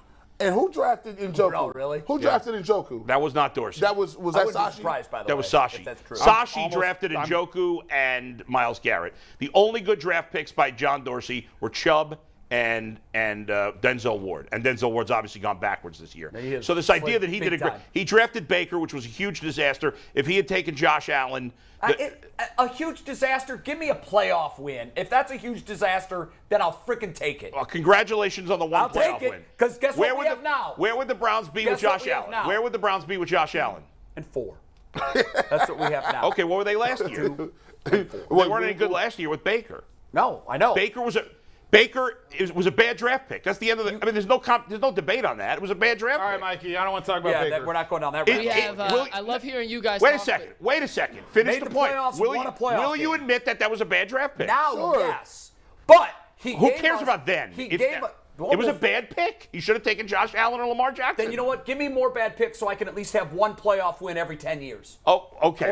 If that's your goal. Every 20 years. If that's your goal. That's not our goal, but guess what? Yeah. That's our bar. That's what we have. Okay. Well, the playoff win was not. John Dorsey wasn't the GM when they won the playoff We can game. talk about that, but before Wait a second. Guardians, they have a hell of a lot better John Dorsey was not the GM when they won the playoff game because John Dorsey. No, he's already gone. Because John Dorsey hired an idiot and Freddie Kitchens to be his head coach. That was a terrible move. Do we know who made that move? That was John Dorsey. I think that was Dorsey. That was John Dorsey. Sure. I think that was Dorsey. What you got, Mike? I wondered if that was Haslam saying. That was John Dorsey. Oh, gee whiz, shucks. We rallied around this guy. I think they trusted John, and that's why they fired him. That was John Dorsey effed that up, and he did a mediocre job as GM. We got to get to what the internet says real quick. We got a couple super chats I'm going to read. Then we got some of our best internet responses we've ever had. You guys are going to crack up at these. Whenever we ask the internet a question, though, it's brought to us by our good friends at PCC Airfoils. Looking for a job with career advancement and great benefits?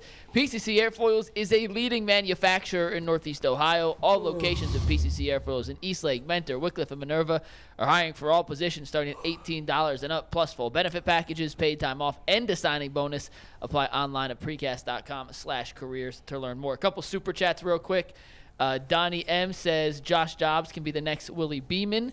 Our boy Charles T from Germany says Checky and Late from Germany. Are all the coaches fired? I agree with Jay on bad soil. This talk sounds like when Cleveland ran Belichick out of town. Grossi said these same things about Belichick when he was in Cleveland and Saban was the DC. It's very eerie. They said, why doesn't Bill let Bernie cook? Keith G says there is no leadership on this team. Who is that attributed to? And then Spoonie sent us another super chat. Said he can't watch today but loves the show, so we appreciate all you guys. The question we asked the internet, though, and we have a bunch of answers, we'll run through them pretty quickly, is, let's take it, Steve. What GIF best describes the first 6 games of the Browns season? And trust me, over 400 responses. I bet that dumpster fire's in there. Oh, yeah, it's coming. I didn't take the dumpster fire. It's too obvious. But there are some good ones, and we're going to cut through these pretty quick. Let's take the first one here. Do you guys know this GIF? Gonna fake up jumping off the cliff? Nope. Just chug some bleach. Let's go. We got 10, so we're gonna run through these. Yep. Oh, there it is. Yeah. That's it. That's I had not seen a train fall off a bridge in that fashion before. Next, Anthony. That's true. Dog chasing its tail. Yeah. Let's go next one. The classic. Yep. Can't go wrong. That's. It's carpet in that office too, by the way, which is disgusting. Never coming out. Anthony, next. Next. Yeah, I love this one. Yeah, that's a good one too. That's a really good And why would they dive out? Your arms have to be perfectly against your sides, like right here. Through the window. He's got to get through the window. It's a thin he's window. aerodynamic about. We got a couple more. Next That's one. Funny. Took me a second to get this one. Oh but, yeah. Oh, that's disgusting. Yeah, it's disgusting, but it's true. Oh, yeah. Next. That's a good one. Is that a fireable offense? We got 4 more real quick. We're going to run through these. Anytime we get a Toy Story GIF in there, I appreciate it. That's good. Hey, that's a good one too. This says expectations, and just be patient for a sec, versus reality. Oh, God. We did think, some of us predicted the Browns could be 5-1, 4-2 after the first 6 games, and yeah, we were wrong. All right, next one, Anthony. I think we got 2 more. The winnable games are over too. Yeah, they're done. Jimmy Haslam slapping his guys up. Reverse that. Yes, it should be reversed. Reverse that. 2 more. What was she thinking? Why was she down there I'm not like sure. that? I found this very funny, though. You know what she was thinking? Let's throw it 45 times and run it 12. Yeah, that's it right there. There you go. Open with Farrell Brown. And then a pick. And then last but not least, this is the Anthony special. Oh, Jesus. I don't know. First of all, I don't know how I feel about this. Oh, that is disturbing. I've never seen that. I don't know how I feel about That this. is disturbing. This is kind of pause-worthy. That is how the internet has reacted to the And Browns don't try that at 6 home. games of the season. That's the winner. Don't go to the emergency room. Can we Don't do talk that. about a good team and a good franchise instead of fighting about Let's the Browns? pivot to the It Guardians. is time. Can I add one thing real quick? Real quick. I want to say this Pulling earlier. to me right now. Let's see. They're Let's see 6 that. games into the season. What was Deshaun Watson's original suspension length? 6 games. 6 games. Yeah. This is why they got Jacoby Brissett. This is why they got Jacoby Brissett. 6 games. And then he'd be turning it over to Deshaun Watson. Let Dobbs cook.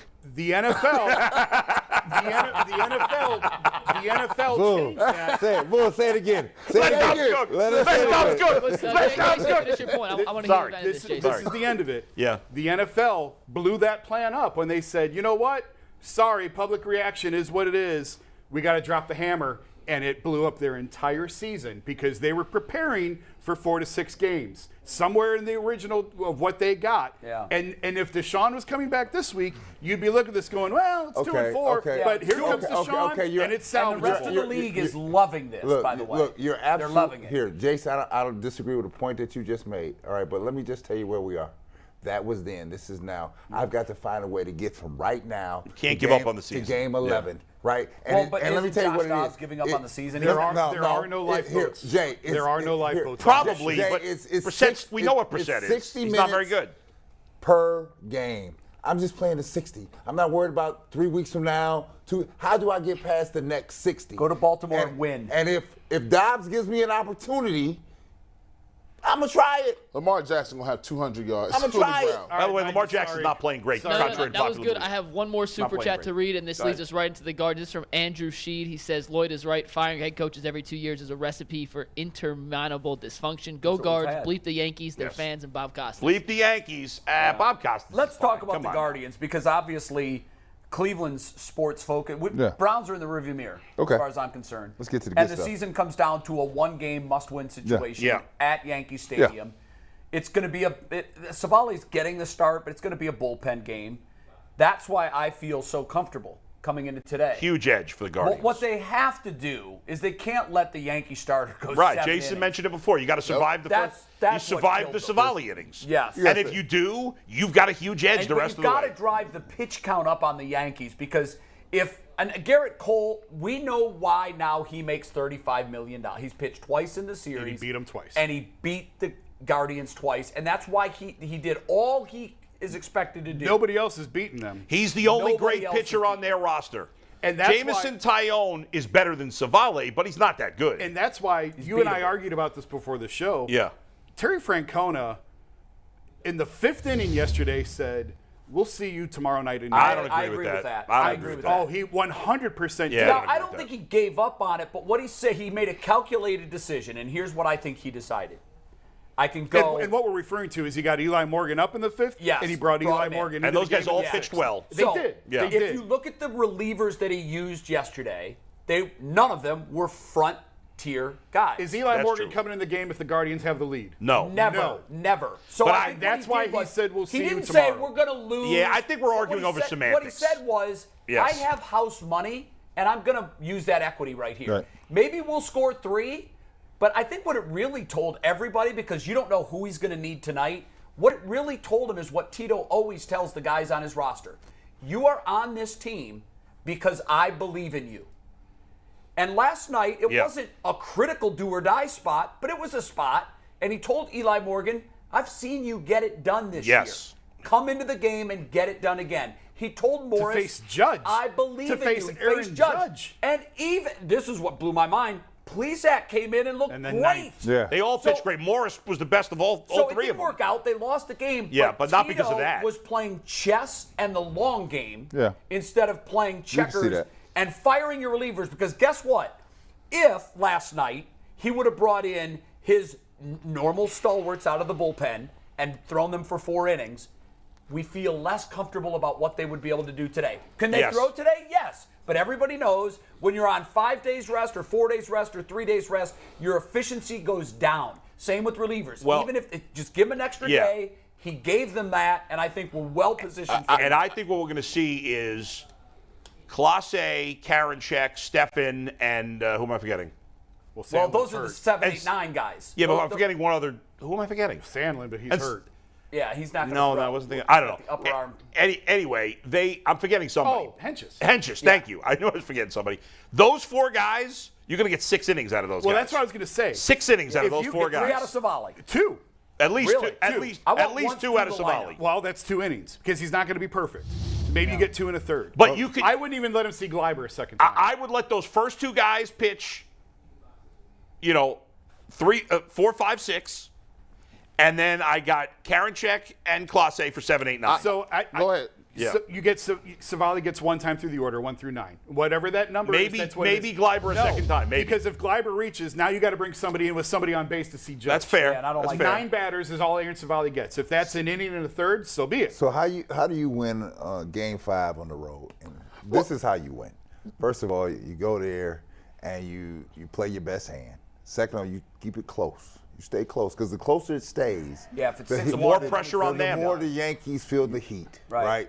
You got to stay close. You got to survive the first. If I was a basketball, I'd say survive the first quarter. That's exactly it. So you survive the first 3 innings here and just stay intact. Just stay with your game plan here. Because as you stretch it out, G, what happens You're in the is Yankees' heads. It starts to turn because every play now becomes a play where if something goes sideways, the Bronx cheer going to come out from the sideline on you. If you're looking at this, because they're supposed to win, we're not supposed to win. No.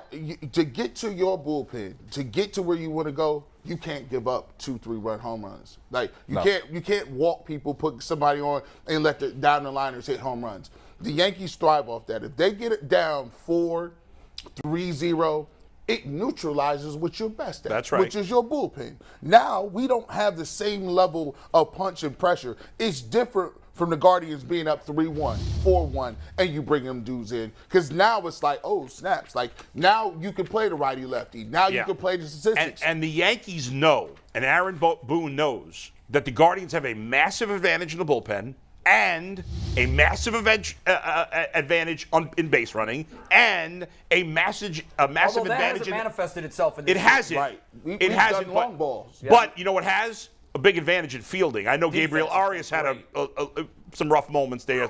By the way, he can't. I think he's done great at first for never playing. He pulled his foot off the bag last night. That was a hard play. That was a nice play, but he played the one that they gave Rosario an error. He played that poorly. You can't back up on the base. Well, he's not a natural first. Well, that's what I'm saying. That hurt him. What are you going to do? They got no choice but to play him there. Their fielding has been an A+. I'll tell you what, Gabriel Arias might be the first baseman on this team next year. Like, I'm just saying. Like, that may be how you fit him into the lineup. They need to find a spot for him. Look at what's happened to the Yankees with those bloopers down the left field. Those all should have all been caught. Yeah. And they benched their starting shortstop. The guy's been their starting shortstop the whole year. They benched him because his defense wasn't good enough. One thing I want to mention, I think we were talking about this before the show. I don't think I said it on the show. Yeah. Shane Bieber, you're not going to see Shane tonight. That's disappointing. I was talking to Zach Meisel during the game, our terrific writer, Guardians writer for The Athletic, and Bieber was scheduled to pitch a bullpen yesterday. It's just his natural day on the schedule to throw a bullpen. 2 days post-start. And I told Zach, would they hold off on his bullpen and let him throw those pitches in the game, in a Game 5 when you really need them? And we kind of hemmed and hawed about it. So I found Shane after the game, and I said, "Did you throw your bullpen today?" And he really, I don't think he trusted me. Yeah. And he's like, "Yeah." And he said it was a light bullpen. And I said, "Light because that's just normal?" "What do you mean by light? Just because it's normal or because you're saving some bullets for the game?" He's like, "No, light because of where we're at in the season." And he's like, "Absolutely, I'll take the ball. If they want me to have the ball, I'll take the ball." Of course he would. Of course he would. Yeah. But then I was talking to people with the Guardians after the game, and they are adamant. We are not going to jeopardize this young man's future over one game, even if it's this magnitude. But guys, Jake, and it would take astronomical extra innings, amounts, like 13, 14, 15, but the good news 16 inning game before you see him. These guys that they're bringing He's coming off the shoulder last year, and they're trying to protect him. Their 4 top relievers who are all going to pitch today, assuming. And that's part of it. They really don't. Those guys need are all Shane. really good. They don't need Shane. No, they don't need him. They don't. As good as he is, they don't need him. But if the game goes extra innings, then at some point you're going to have to get. It's all hands on deck. And there is a lifeboat on that ship. I mean, how? What's the likelihood if he comes in and throws 50 pitches or 30 pitches? He can't throw 50. He wouldn't throw 50. No way. You get 20, 25 out. So he can get hurt. And I'm just asking as a guy. They feel it's out of the norm for him. Hurt. So here's when pitchers get injured, in my experience. when you're overused and you're overthrowing. And this situation is textbook overuse and Game 5 deciding game. And throw in, Jay, throw in that it's a position he's not used to coming out of the pen. Right. We saw that with Tyone when he came in Game 2. He looked totally out of sorts. Every pitch is a high-leverage pitch. Yeah. It is. And there's been a lot of research that's been done on the wear and tear that you call them leverage, you can call them consequential pitches. Yeah. When pitchers throw and win a 7-1 game, the number of pitches that they throw that are pivotal is none. Yeah. Because they have a big lead, they roll to the win, and they're not overusing themselves. You pitch to contact, just get through. Right, just get out. It's any way you have to. And by the way, in my experience, when I'm in that mode, I'm at my best.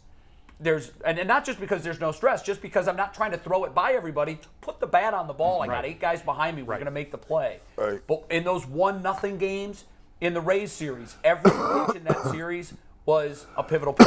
Yeah.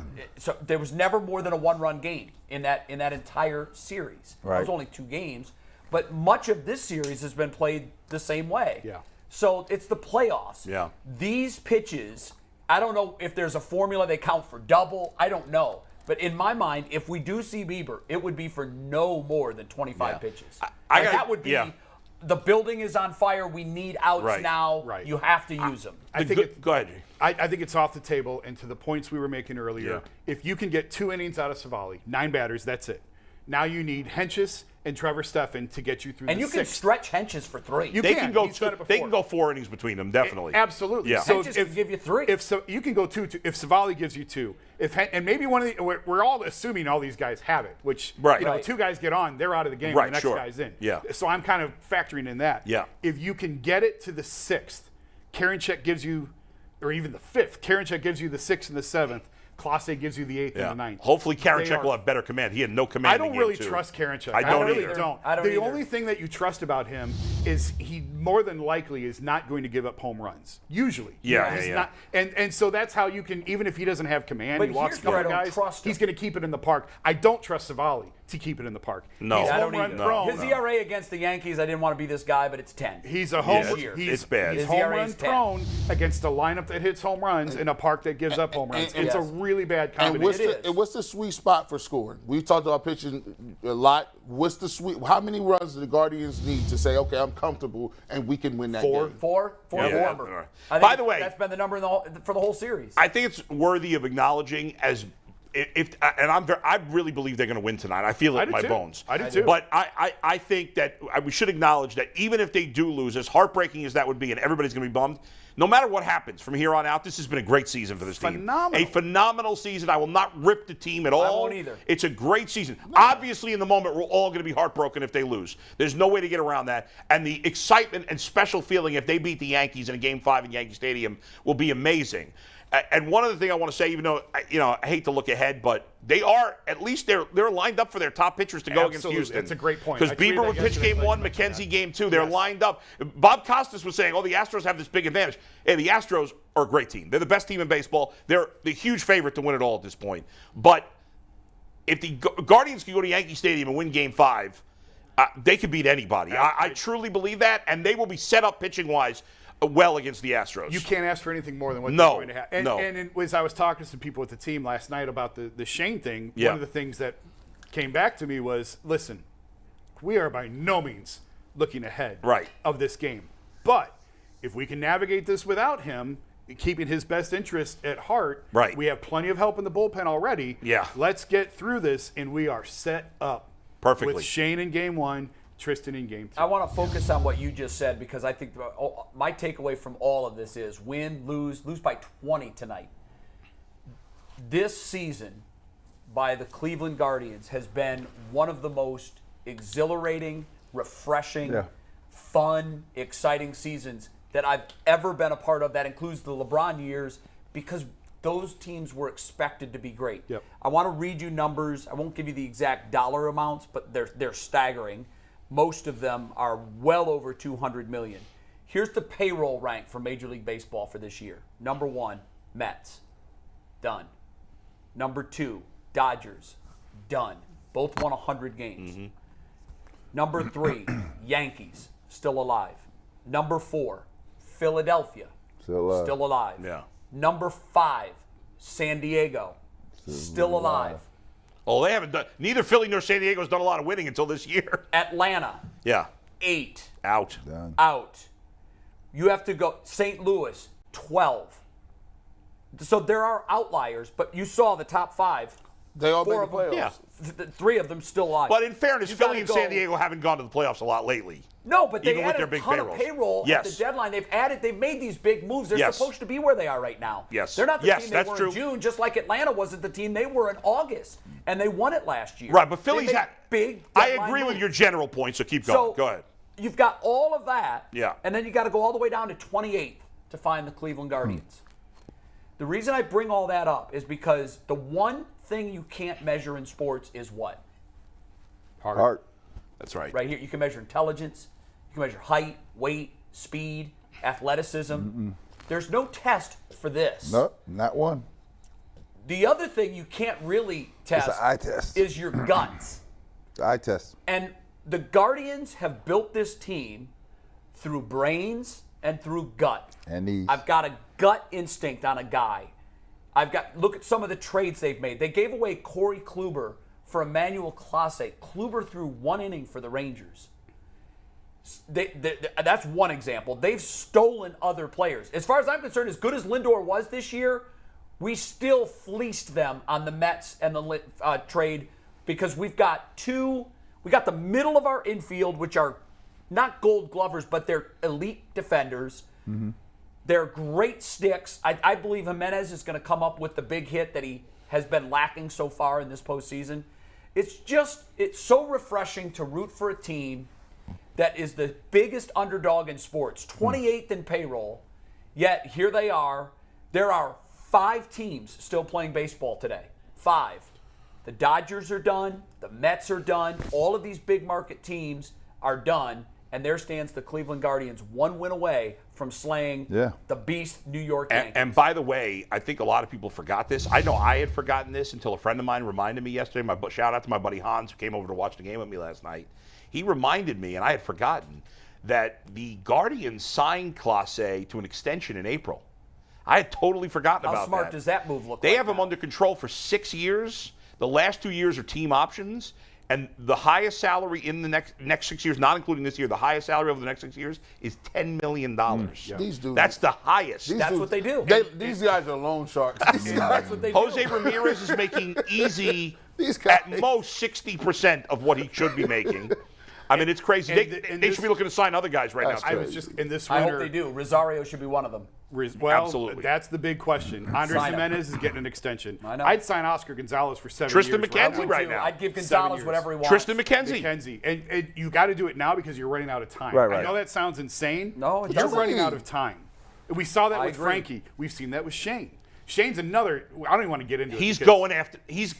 I was talking with. Well, I shouldn't say who it was because I don't know if he wanted me to make this public. But I was talking with somebody that knows the Guardians well, and he said they don't. I thought Shane would be traded this offseason, and this person told me he thinks they're going to keep him one more year and then trade him. Well, after the this next season, I think, changed some things. Yes, with definitely. with how well that they've done. Yeah. But this is the column I was going to write. I was on vacation last week. I'm thinking, all right, what am I going to write if the Yankees eliminate them? And here's what I'll eventually write. They have everything they need to go get whatever else they want. 100%. Their farm system is Loaded. so flooded with talent. There's more coming that's better than what they have. And I know that sounds insane. They called up, 17 guys? And there's more coming. Crazy. George Valera, Brian Ropio, Espino. Kenzie Noel, Espino. Daniel Espino, Gavin Williams. Brennan There's dropped more in coming. the other day, right? So they have because I think first base is a question. I think Naylor probably has a spot on this team, but probably is a DH part-time first baseman. Yeah, he's got to be a platoon guy. I think they want. He's awful against. Terrible lefties. against Absolutely lefties. awful. But it makes me throw up in my mouth to platoon your first baseman. I just gross. No, So I wouldn't. I hate you know what? He's overachieved at first base. He's not a first baseman. No, make him a I would DH. He's not an outfielder I would either. Get a guy that can mash lefties. So they have to You know. figure out first base. Yeah, And catcher, and catcher maybe Naylor. I don't know. Maybe. They kicked the tires on the guy from Oakland and the price. I was can only outrageous. live with Straw in center, as good as he is. I can only live with him in there if he's my worst hitter. He's got to be my worst hitter, or I can't live with him. Yeah, I can't have Hedges and Straw I in that can't, line. yeah, right now Well, they have 3 Hedges, empty Hedges spots. is gone. Yeah, I mean, but Hedges is gone. y'all was arguing I've seen Straw make some plays where he's I get it. You are nuts. He's elite defensively. He's elite. I didn't say he wasn't elite. Yes, you did. I said he was a Gold Glover, and you're like, every center fielder's good. He's average.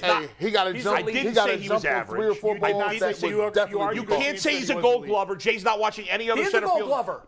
Jay. He's a Gold Glover. Jay. Am I wrong? He's Gold Glove caliber. I don't know if he'll win it or not. I don't know if he'll win it or not either. I tell you what hurts him is his batting average. But the point is, there are other excellent center fielders as well. He's one of the better ones. I'm not arguing that. He's elite. But there's other ones who are great also that are much better hitters. I'm always more than one great center fielder. But if he can raise his batting just saying, average. You can't say, we don't know if he's a Gold Glover. We're not watching the other center fielders. 221, 224. He can't hit. He's not a hitter. Was his final I don't care what his average is. He made some catches in that Rays series. Yes. That are Off the bat, I said, well, that's a double. And not only did he catch it, standing up. He caught it here. I get it. He's a great fielder. Breaks on the ball well.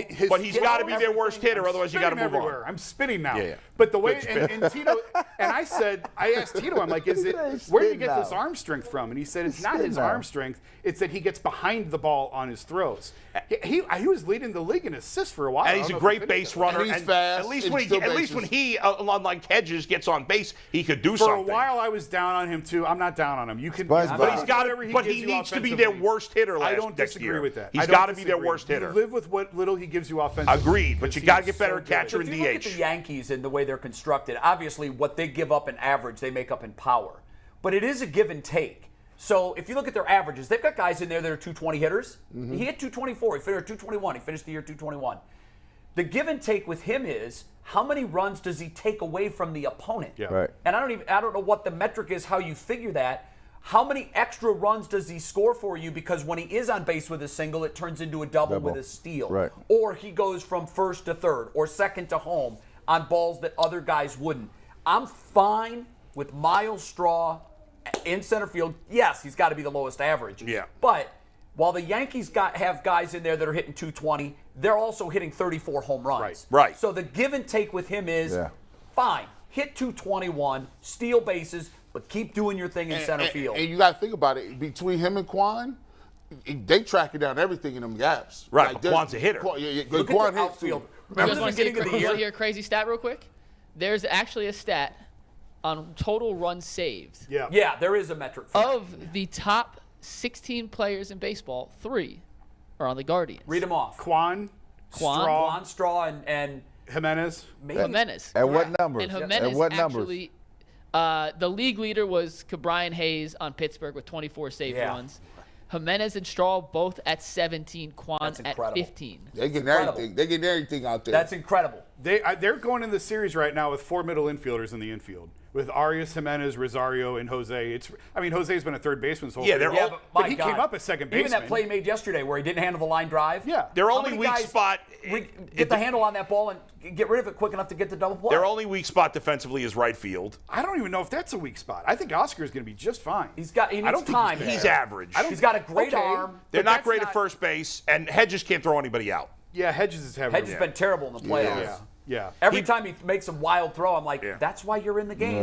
That's why you're in the game. Is for He's that good arm. at generally blocking the ball. He's great at calling pitches, but they got to move on from him after this year. To close the loop on what I was saying earlier about they have everything they need to go get what they want. Oh, yeah. Go add a power stick. But I also think some of this is going to come organically. Like Oscar Gonzalez is growing into his power. There is a lot of power in there. He's huge. I think he can do 30. A lot of power in there. 30 I know he hasn't done anything in the playoffs, but Will Brennan, I think he's got a lot of power in his body, too.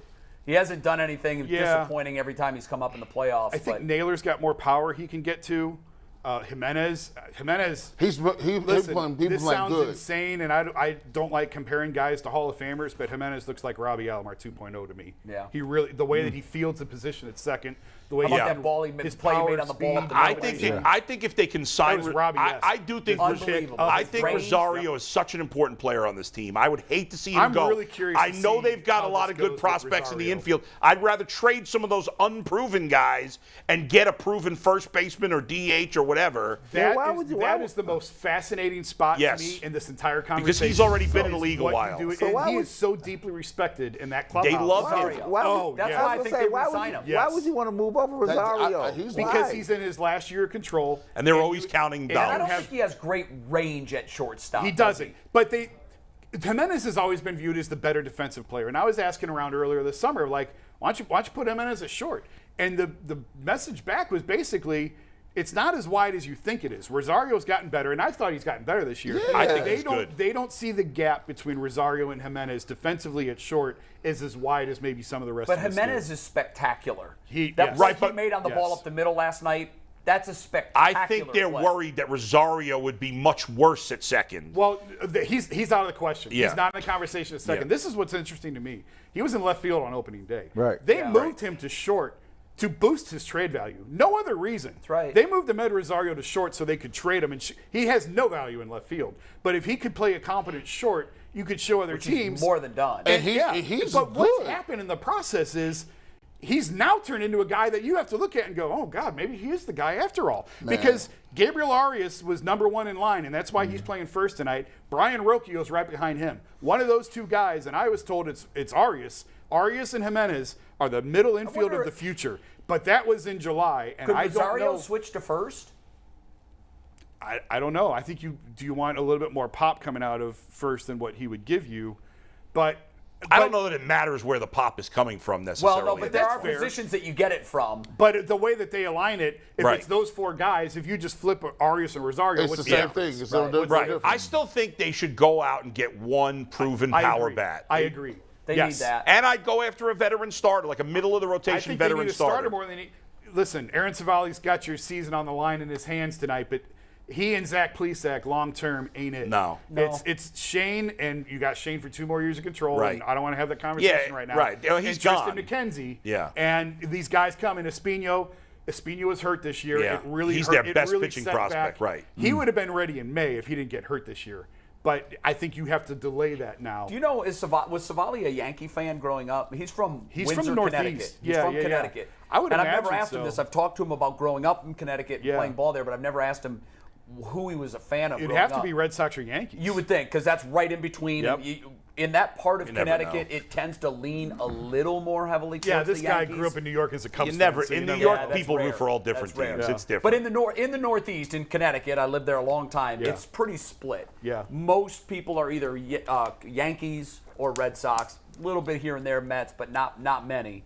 But I'm wondering that because if he did grow up a Yankee fan, he has the reverence to the monuments and the greats, Sure. and he knows the history. Yep. And I'm sure he's going to have either way, whether he was a fan of them or not. He's going to have a lot of family members at tonight's game. But the one thing about Aaron that I think is playing in their favor, and I don't trust him at all. That's why I said 9 batters and that's Yeah. it. He is the Kevin Stefanski. oh man, you aren't kidding. He is as Seriously? cool as it gets. Yeah. He could give up a 3-run homer. He's going to look the same as if he strikes out the side on 9 pitches. Yeah, when I talked to him the first time, and I think that's a I good was thing like, in wow, this situation. This guy's got Definitely. no personality. That's who he is. Yep, that's who he Flat. is. You guys were talking about the future. Just hypothetically, say the Guardians win a World Series. Do you think Tito will retire? I hope not. I think he would go. I think he would. I if think they, he would if too. they win it, If they I won think the he World goes. Series, it wouldn't surprise me if He's he gone. retired. But it's going to be hard for him to walk away with this team stacked Yeah. like it is. Yep. Because this is, I'll make the equation of 16 to 17. This team isn't even the 16 team because that 16 team did have some expectations. This team had no expectations. Zero. But they added payroll the next year in 17, and we're a better team. They should have won it in 17. But they also made a major trade at the deadline in 16. They did. And they didn't even do that this And year. you know why? Because and I didn't think this until you talked me into it. I think that they were looking at things saying, we're still a year away. He thinks we're this not was in this position this where was a we're going to make a rebuild. move. For him, he thought rebuild, and then Yeah. you get to a point and you say, "Oh, this ain't a rebuild." He might ride out and say, "This is the best I'm gonna get." I done had some Listen, health issues. if he ends his career That's crazy. breaking the longest drought in Major League Baseball after breaking the Red Sox drought, That's crazy. There's nothing Like, else There's to nothing do. left. I came, I saw, I Yeah. kicked everything's ass. Yep. I'm going. riding into the sunset. Facts. So the other thing I was going to say about this is I was reminded by the picture of Tito. You keep it close because now you got Tito versus Boone. I'll take Tito. Yeah, I like Every time. Every time. That's why you keep it close. I don't think Aaron Boone's a bad manager. But not I'll a take bad that. manager. I'll But take here- that By the every way, time. But here, Tito's going to outdistance Boone. Right? That'll be Stefanski and Belichick. I like Stefanski. I'll take Belichick. By the way, the Guardians in the last year have gotten the Royals GM fired. I totally agree. Got the Tigers GM fired. Totally agree. If they beat the Yankees, Aaron Boone's getting fired. I totally 100% agree. he's Cashman gone. might go too. That which They is also got the incredible. White Sox manager fired too. I mean, I forgot about that. I don't know that they've officially done it with LaRusso. Well, he's They have. He retired. He didn't get fired. Well, He got you fired. Call it what you want. They just were nice Call to it him. what you want. Let him call it a retirement. All right, we're going to do final takes and then roll out of here. Before we do that, though, win or lose tonight, make sure you guys check out G. Bush, Bull, and Earl DePearl on the Guardians postgame show. Some massive numbers over the weekend. Let's hope to break those as soon as the game goes final. Those three will be on, breaking down, hopefully, a Guardians win as they advance to the ALCS to take on Houston. But now, Bull, final takes. You're up first. Yeah, I'll talk about the Guardians again. And you know, we're looking for a team that it reminds you of. It's a little bit like the Cavs. The Cavs were a lot of fun this past year, too. And I think we're all excited about the Cavs season, although this year there's more expectations. What the Guardians are doing has almost never been done. When you are a Major League Baseball, this is not basketball and football, where you're supposed to come into the league if you're an elite player and just dominate right away. In baseball, it takes time. Most players take time. And that's the thing. A lot of these guys who are good, some of them will regress. It happens. We've seen it before. But a lot of these guys are going to get even better and better and better. When you have 17 guys make their Major League debut in a season, 17, most teams that do that are 10 games under 500, or 20 games over 500, or 40 games over 500, and they're like, well, we might as well bring all these guys up. We suck, so let's see what we got. That usually happens to teams that are just playing out the string. But this team is the anti-Cleveland Browns. Everything the Browns do badly, the Guardians do well. The Browns don't draft well, the Guardians do. The Browns don't develop well, the Guardians do. The Browns play with no heart, the Guardians do. The Browns have an owner who meddles. The Guardians, for all his flaws, and I don't like that he doesn't spend money, he don't meddle. The Guardians hire great people and let them do their job. Or the Browns don't. I do like Stefanski, but besides that, I don't think they've hired great people. The Guardians do everything right, and that's why even with a low payroll, which should be higher, Guardians should be able to compete in the middle of the pack payroll-wise, not on the bottom.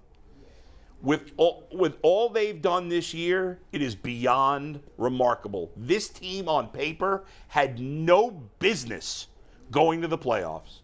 And here they are yet again. The worst season they had with Francona was 80 and 82. In a decade, in a city where people complain, we never win, we never do anything. In a decade, with this manager and this front office, the worst season was 80 and 82. This is a fantastic franchise. I'm glad people have come around there watching our post games. Oh, I want them to win so bad tonight. It should be so sweet, especially because it's the Yankees. But whatever happens tonight, this has been a remarkable season. It's a remarkable bunch of players, and they deserve a ton of love and a ton of respect. All right, let me go here. Memo to my friends in Berea. This season came around with so much expectation. I don't think there's a bigger Browns fan in town besides me. I went out yesterday, and did landscaping because a friend of mine told me, get out the house, your blood pressure's about to go high. About to go high here. What I saw in the third quarter of yesterday's game is where this city is with you. They were flooding out of the place on $200 tickets, flooding out of the place. You're close to the brink here. You're very close to the brink here. I'm not ready to cast the season away, right? And if you don't make a move now to right the ship by whatever means necessary, get the book from Malcolm X, by whatever means necessary, you're in jeopardy of losing the entire ship here. People are tired.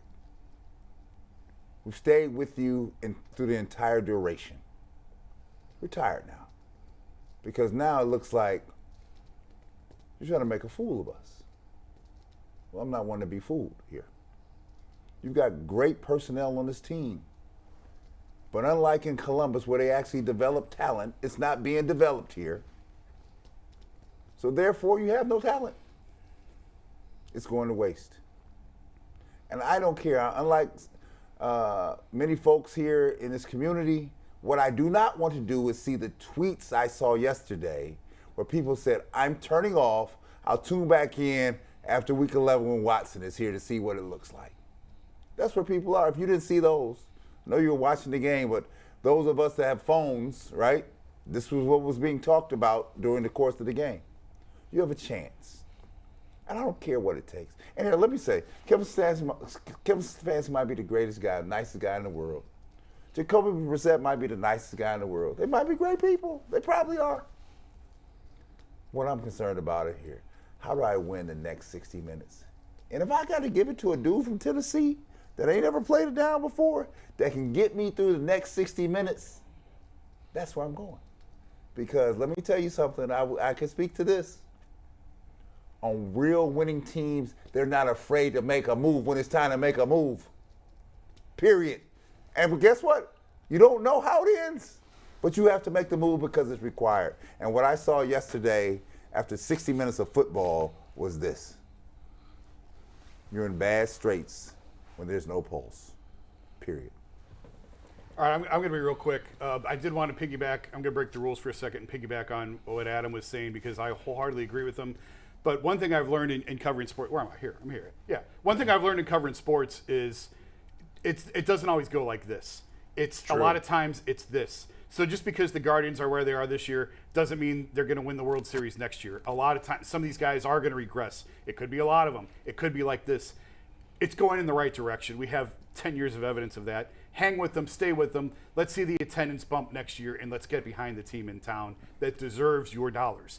That was not my final take. I just wanted to piggyback on that. My final take is going to be really quick, though, because I have never, and I mean I have never said this, because I think it's a silly argument or a silly criticism when people say, oh, the national broadcast is against me. The national commentators are against me. Let me tell you something. I grew up an enormous Bob Costas fan. I would rather drive screwdrivers into my ears than listen to Bob Costas call this series. It's nauseating how much he's just blathering over the Yankees and wants so desperately to see a Yankees-Astros series. He was talking about it in Game 3. Yep. And I am so sick of Bob Costas. All the Joe Buck hate and everything, I roll my eyes at it and say, you guys are nuts. He's terrific. But in this instance, I will agree with the masses.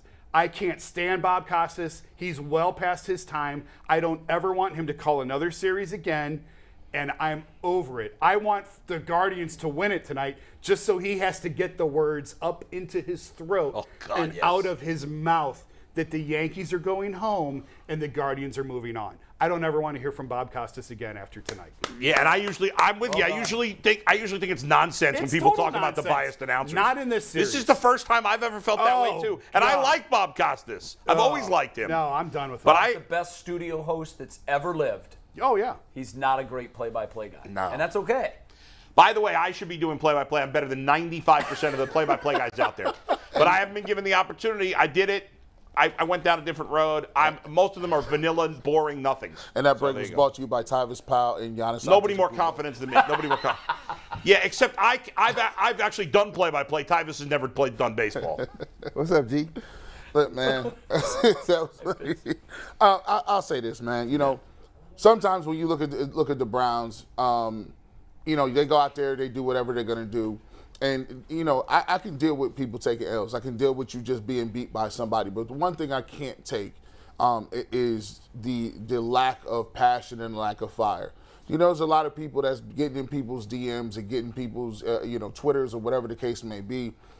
But, guys, y'all got to realize something, man. You're only put on this planet for a very small, finite amount of time. There's times where every single player wishes they could go back and just get a couple of days. You wish you could go back and get a couple of plays. And a lot of people don't really see that right now. Coaches, players in Berea, you think your career is going to be long. You think your career, I got time to do it. Man, it's all about the fierce urgency of today. I don't have no time. I don't have any time to be waiting on other people. For me, the second you start to see, Bernie Kosar sat up here. And you know why Bernie is thinking the way Bernie think right now? Is because he sees his mortality. as a man, you think you are lying. You're going to do it forever. But when you start to see your mortality, you start to see that you're not walking quick and fast enough, that you can't run the same, that you got health issues. All of a sudden, now you start thinking, wow, maybe I should have taken advantage of those opportunities. I should have done more. I should have played more. And the Cleveland Browns, instead of having this sense of urgency about what they want to do, every single year it's wait for next year. Every single year is we'll punt down the line. That's not the way life works. You got to develop people, and one thing that is missing in that building is relationships. The coach, the players, if you have no relationship, there is no way you can motivate a man who's making more money in his mind than God. His family straight, he drive what he want, he got hot women, he's gonna do whatever he wants. How can you motivate that person to go put it on the line even when it don't look like they're gonna win? That's coaching. That's the inspiration. It's not on the sheet. It's about how you can get through to Myles Garrett. Because if I can get through Myles Garrett, he's talented enough to negate whatever you got on the sheet. But the key is cracking that relationship, and he needs to start building those relationships. By the way, Jay, real quick before you go, the Robbie Anderson doesn't have to play with Baker anymore. He just got traded to the Arizona Cardinals. He got sent to the locker room at halftime. And just got traded. Yeah, I knew that was a matter of time. To Arizona. And then he popped off in the media afterwards. I have no idea why they sent me to the locker room. I've never had this happen in my life. Well, I'd like to see his interview now. I want to hear what he has to say about Baker, about the Panthers. It's 11:03. He got traded by 11:07. The Browns will sign him. All right. We get sports elicits passion and emotion. You just watch that for 2 hours here. When you're watching games on Sunday, whether it's the Browns or even last night with the Guardians, it elicits emotion and immediate response. But it also does something else. It creates memories. Memories that will be here long after the shine of a championship trophy is gone or the pain of a disappointing loss in the playoffs has drifted away. I bring all of this up because I love life. So I look forward to every day. I love life. There's one day on the calendar that I dread more than any other day. It's the only day on the calendar that I actually am aware of it coming up, the day the calendar turns to October, and I actually dread October 17th. That's because that's the day my father passed away, October 17th. Ironically enough, that is the day that this series will be decided. And when I first put that together, I thought, wow, that's great. No way Dad's going to let them not get over the finish line. He's going to be with them. He's going to carry them to the victory. But I've told the story a number of times on this show. I won't tell it again. But my dad taught me how to love sports. He taught me my love of baseball is because of my father. But he also taught me the most important lesson in life when it comes to sports, and that's that it's not everything. Yep. As a fan, we pour our hearts into it. We don't get a check. We don't get a ring. We don't get a trophy. We don't get visits to the White House. It's not how it works. The shine of a championship win lasts a couple days, and we go back to our mundane jobs, and we're Joe Sixpack all over again. So I bring all of that up because win or lose tonight, enjoy the moment. My dad had a saying, there's no bedtime in October. And what that meant was he knew how much I loved baseball. And once baseball made the ridiculous shift to play all of the games in the ALDS or ALCS and beyond in prime time, I had to miss all of those games. My dad's rule was there's no bedtime in October. That's when memories are made. And if you are lucky enough to still have your father and you're with him, watch tonight's game with him and enjoy it. Win or lose, enjoy the time, the discussions, the should we bunt here? Should we run here? All of those moments that we take for granted when our dads are still with us. Don't take them for granted tonight. Watch with Pops if you can. If you're a father and you have a son, watch with your son, build those memories, and take them with you forever. Because when my dad was leaving this earth, I told him one of my regrets was that we never got to experience a championship together. We didn't. Browns, Cavs, Indians. Never happened. That was my regret. My dad said, wow, that's a funny way of looking at it. If we didn't have our love of sports together, look at what we would have really missed out on. Mm-hmm. So it's the time, it's the memories. Wins are nice, but those are cherries on top of the sundaes. I got to watch the comeback, the Oscar Gonzalez game, on the flight with my son And he was going berserk. You'll never forget that, He was Jason. going, the whole plane was going berserk. You'll never but forget he was it, going though. crazy. My son on Saturday night, he was so tired by the 7th inning, he could barely keep his eyes open. I'm like, buddy, just go to bed. Go to bed. And he starts crying because he's 9 years old. And that's what you do when you're tired. It's 10:30. Yeah. He's like, but I want to watch the game with you. Yeah. And he got a second win, then he stayed up and watched the whole game. And you'll talk about that 30 years from now. That was a fun moment. It's documented. He was actually screaming in the background of the post game. So That's true. Hear him. That's true. He was. And then he put himself to bed right after that. Yeah. So, Yeah. Enjoy the moments. Enjoy the memories. Real quick, before we go, predictions. We did not make predictions for tonight. Is everyone picking the Guardians? I am. Yes. I'm taking them. And it's not a homer pick. I absolutely believe I truly believe it in my bones. Yeah. Nah, mine's a homer pick, all the picks. I'm not picking game 5. Yeah, but if Jason's saying analyze the situation, and that's what I'm doing too. I want the Guardians to win, but I knew the Browns were going to lose Sunday. I picked them to get blown out. Yeah. As I analyze this game and the situation, I like where this team is. There was some New York slap. I can't slap wiener. Get in the elevator with me out after the clubhouse, and I don't know who the guy is. I've never seen him before. He's like, well, he was all excited. He's like, that's a much different feeling in that locker room about the Yankees tonight than last night. Well, of course it is. Yeah, I'm like, well, I'm sure you can say that about both of them. I said, I'm sure they think the series is over. He goes, well, I do too. It's over. I was like, oh.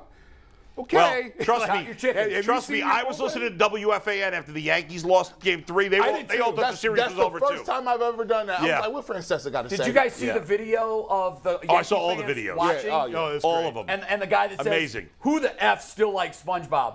That was a funny line, though. That was a funny line. But that was video and the one was the greatest thing I've ever seen. Well, that was the Barstool guys. And the one Guardians fan quietly in the back. He's like, I'm going to get killed. He ran. All right, we're out of time. Shout out to real quick before I forget, shout out to my oldest friend, Andy Robbins, who I've known since kindergarten. He turns 51 today. Happy birthday, my friend. Wow. Let's celebrate with the Guardians win for Andy. Post-game show He'll be rooting following the Guardians game. We're back after a 22-hour break, hopefully to celebrate. I love that video. A Guardians, that was great. That video was amazing. A Guardians ALDS win. See you tomorrow, guys. Peace.